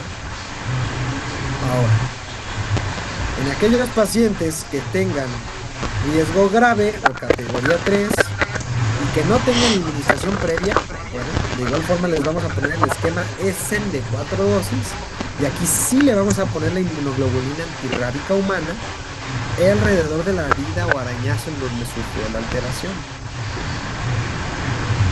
Si el paciente sí tiene una inmunización previa, no le vamos a poner el esquema S, le vamos a poner solo 2 dosis de vacuna y tampoco es necesario ponerle la inmunoglobulina antirrábica porque ya estaba previamente vacunado.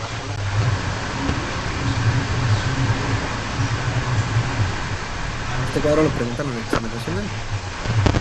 Solamente recordar la categoría, si tiene o no profilaxis preexposición y con base en la categoría, en ese escenario, pues a ver si va solo vacunación o si también le agregamos la inmunoglobulina antirrábica.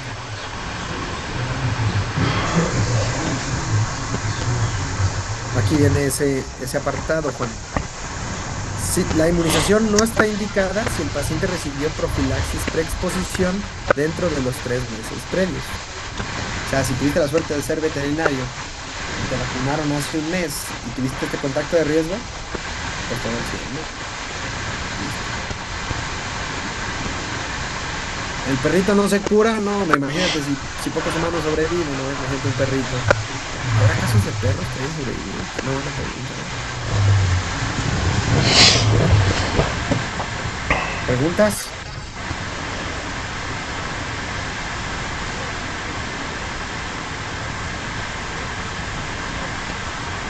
Inmunización previa también significa que haya habido un esquema anterior de aplicación. Sí, a eso nos referimos. Acuérdate que no es gripa.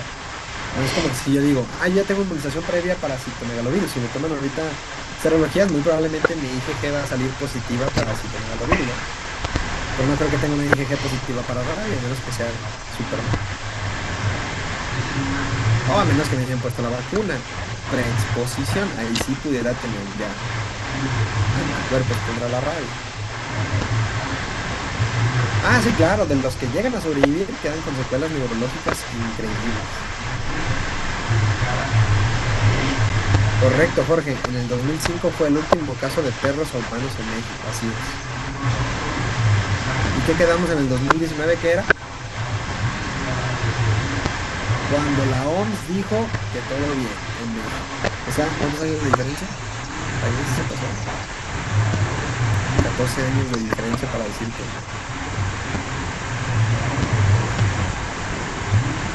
Queda clara la diferencia del año. 2019 la OMS dijo que todo chido. 2005, el último episodio de Perro Humano. Es lo mismo. Muy bien, Wicho. Vamos con el siguiente caso.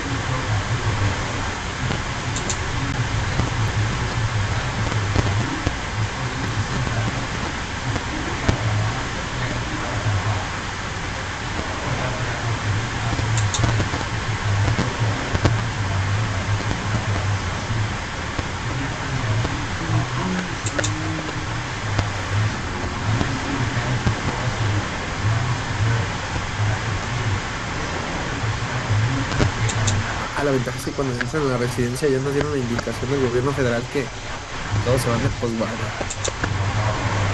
Qué gacho si eres cirujano, ¿no? Pero los demás.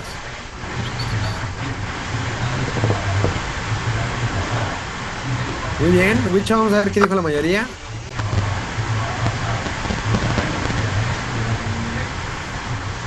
¿Cuál es el diagnóstico clínico más probable? Muy fácil este caso, casi el 90% le dan. Es una lepra lepromatosa, ¿verdad? ¿Por qué? ¿Qué característica del caso clínico dirían? Hasta lo dijo que es una lepra lepromatosa.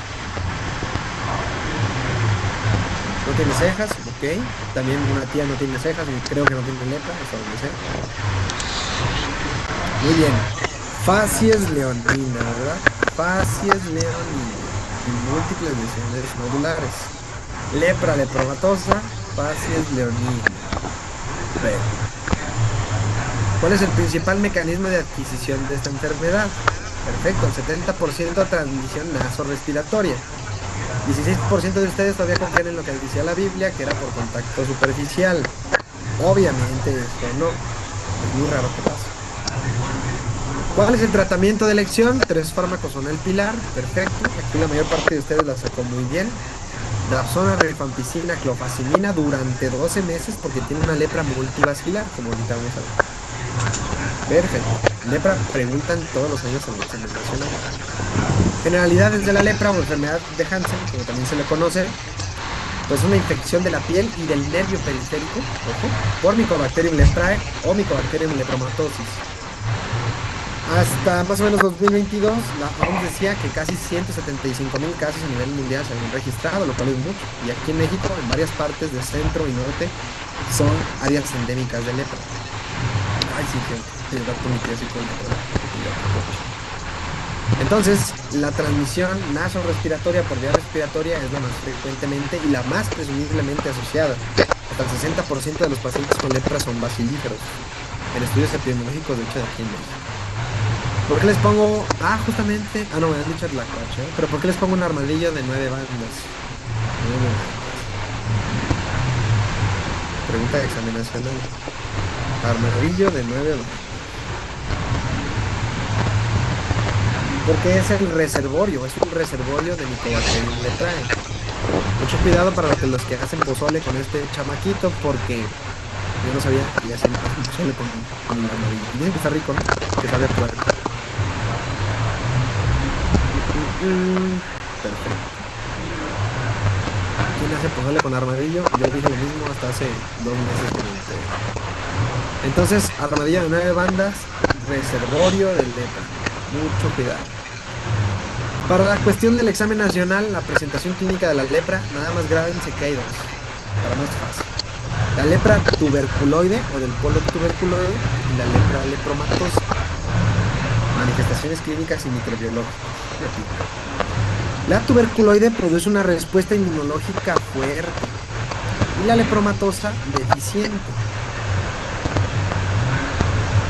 En la lepra tuberculoide, usualmente el análisis microscópico se ve negativo para los bacilos. O sea, es una enfermedad con pocos bacilos, o también llamada paucibacilar. La lepra lepromatosa es más burda, más lesiones. Es positivo usualmente para los bacilos. Es multivacilar, una enfermedad multivacilar. ¿Hasta aquí todo claro? Si tienen más dudas, recuerden, muy fácil, la lepra lepromatosa produce más destrucción, más lesiones nodulares, como viene aquí, numerosas lesiones, la facies leonina que veíamos en el paciente, más destrucción maxilar, afectación ocular, etcétera. Y la tuberculoide, que es el otro polo, usualmente, como les dije, es una respuesta inmunológica fuerte y tienen pocos vacilos, y se ven como estas lesiones en la piel, muy parecidas de hecho a una psoriasis o a una tiña. La característica es que, fíjense aquí, esta lesión usualmente tiene mucha anestesia, pierde sensibilidad porque se afecta mucho el nervio periférico y casi nunca produce nódulos, comparado con la lepromatosa, que es esta fase leonina característica.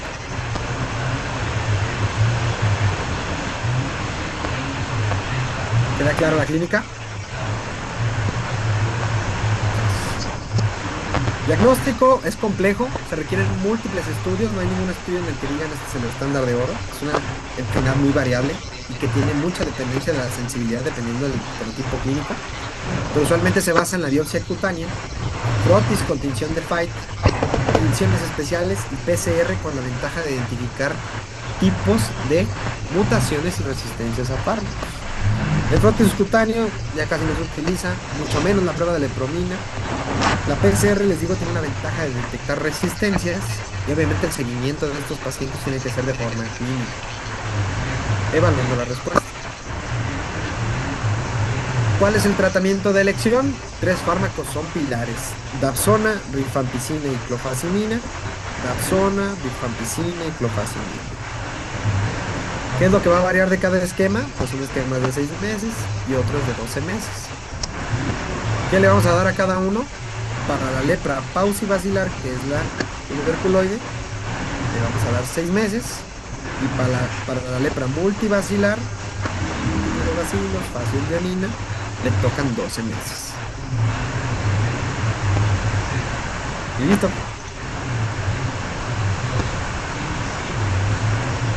También está muy fácil, ¿no? Diagnosticarla no está fácil, está complejo. Hace rato yo con mi tía, ¿cómo estás? ¿No te han salido más lesiones? Preguntas de la lepra. Muy bien. Vamos con el último caso para irnos al receso y luego esperar al doctor Víctor.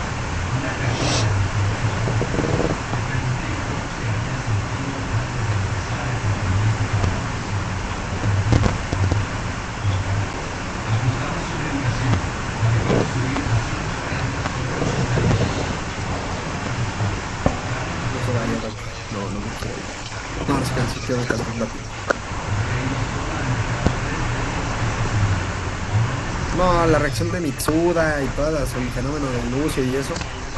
Solamente a menos que vayan a Derma y al dermatológico, que les encanta preguntar lepra, ahí sí aprendenlo. Ahí sí son preguntas finas. Para fines del examen nacional está muy fácil. Bien, vamos a ver, Wicho, ¿qué dice la mayoría? No puede haber fallas. 80% dicen que es una muy bien, una fiebre manchada de las montañas rocallosas o rocosas. Y luego, no entiendo ustedes, los que pusieron púrpura de Henoch y Kawasaki, ¿de verdad creen que al Chems, que al perrito y a la vecina también les dio Kawasaki o púrpura de Henoch al mismo tiempo casi? Pues por supuesto que no, ¿verdad? Ni de broma. La pregunta 24 dice, ¿cuál es el manejo inicial de elección? obviamente si es una rickettsiosis, que es el diagnóstico, pues no te puedes esperar a ver si sí es o no con las pruebas confirmatorias, tienes que empezar la doxi lo más rápido posible para evitar alta mortalidad. Luego dice, ¿cuál es la etiología de este trastorno? Evidentemente, si sacaste mal la primera, pues sacaste mal la última. Es rickettsia, ¿verdad? Pregunta del examen nacional del año pasado, perfecto. Muy bien, pues generalidades de esta enfermedad, que es una rickettsiosis, por rickettsia rickettsii, es una enfermedad transmitida por vector. Esta sí es transmitida por vector, que es Rickets de los sanguíneos aquí en México, que es este arándano con chile que parece. Es frecuente que sea en el norte de México, rickettsia rickettsii. Esta sabandija pues es muy peligrosa, es una bacteria gram negativa intracelular obligada.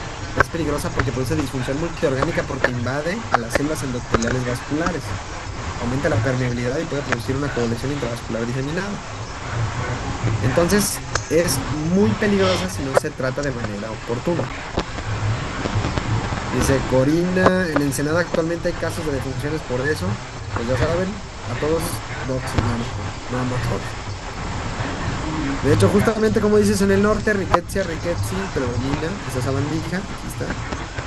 Aunque Prowazeki y otros tipos pueden llegar a producir alguna enfermedad muy parecida. ¿Cómo se ve la sabandija comiendo? Literal así metida, como si fuera un pequeño granito. Y obviamente la reacción eritematosa relacionada. Ese exantema que se ve ahí, ahorita lo vamos a ver, pero típicamente puede afectar como la sífilis secundaria, las palmas y las plantas.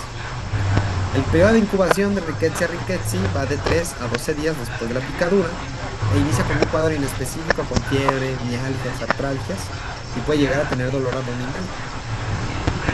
Posteriormente puede aparecer un exantema, aunque su ausencia no descarta la enfermedad. Empieza principalmente en muñecas y tobillos y después se va a extremidades y al tronco. Son lesiones que tienen abundantes bacterias, así se observa como se observa en la imagen. El problema es que si esto no se trata, pueden sobrevenir meningoencefalitis, falla multiorgánica, SDRA, epilepsia, hasta conllevar a la muerte en un 60% de los casos no tratados. Por lo que es prioritario, ante la más mínima sospecha clínica, iniciar el tratamiento. Este cuadro se los hice, la verdad es que literal este caso clínico que les puse era lo que preguntaron en el examen nacional pasado. Optamos por dejarles un cuadro diferencial, pero les digo, el contexto epidemiológico era evidente. Perro muerto y vecina muerta, no creo que sea Kawasaki, ¿verdad? Definitivamente ni púrpura de géneros. Entonces, el contexto epidemiológico es importante. Doctor, ¿y por qué la meningococcemia no puede ser? Pues para empezar no dice que tenga datos meninges, ¿verdad? Como de una meningitis por Neisseria meningitis, ¿verdad? De todas maneras les comparto este cuadro para que vean que por ejemplo en Kawasaki hay más afectación mucocutánea, conjuntivitis y dedicatina, o en la púrpura de Henoch tienen más dolor abdominal y la púrpura palpable en los miembros inferiores. Entonces características clínicas para que puedan saber diferenciar.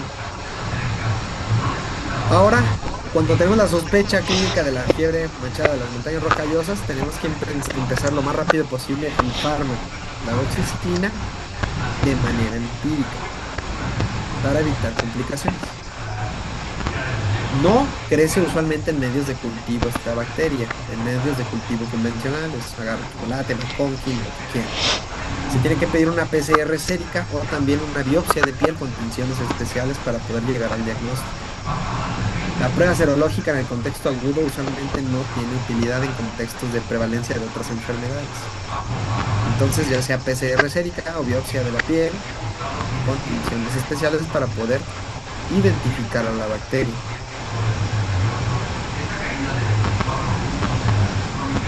Tratamiento de elección, doxiciclina, pregunta de examen nacional, incluso en embarazadas. Doxiciclina. 100 miligramos vía oral cada 12 horas. ¿Por cuánto tiempo? Al menos 3 días desde que se quita la fiebre. Algunos expertos dicen durante 5 a 7 días.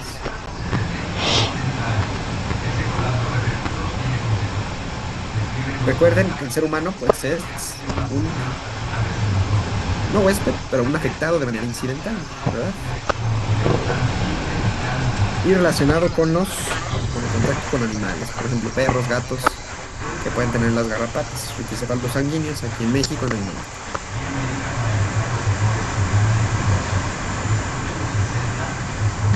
No sé si tengan alguna duda.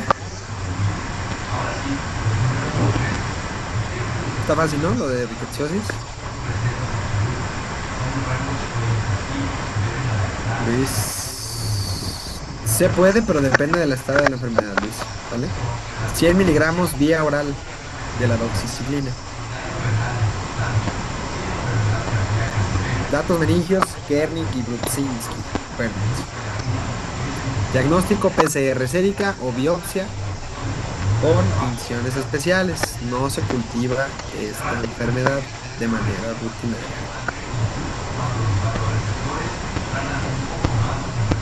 Muy bien, chicos, pues si quieren, nos vemos a las 18:20. No sé si tengan alguna duda de la vida. Tenemos 2 minutos para irnos a sus 15 minutos de receso.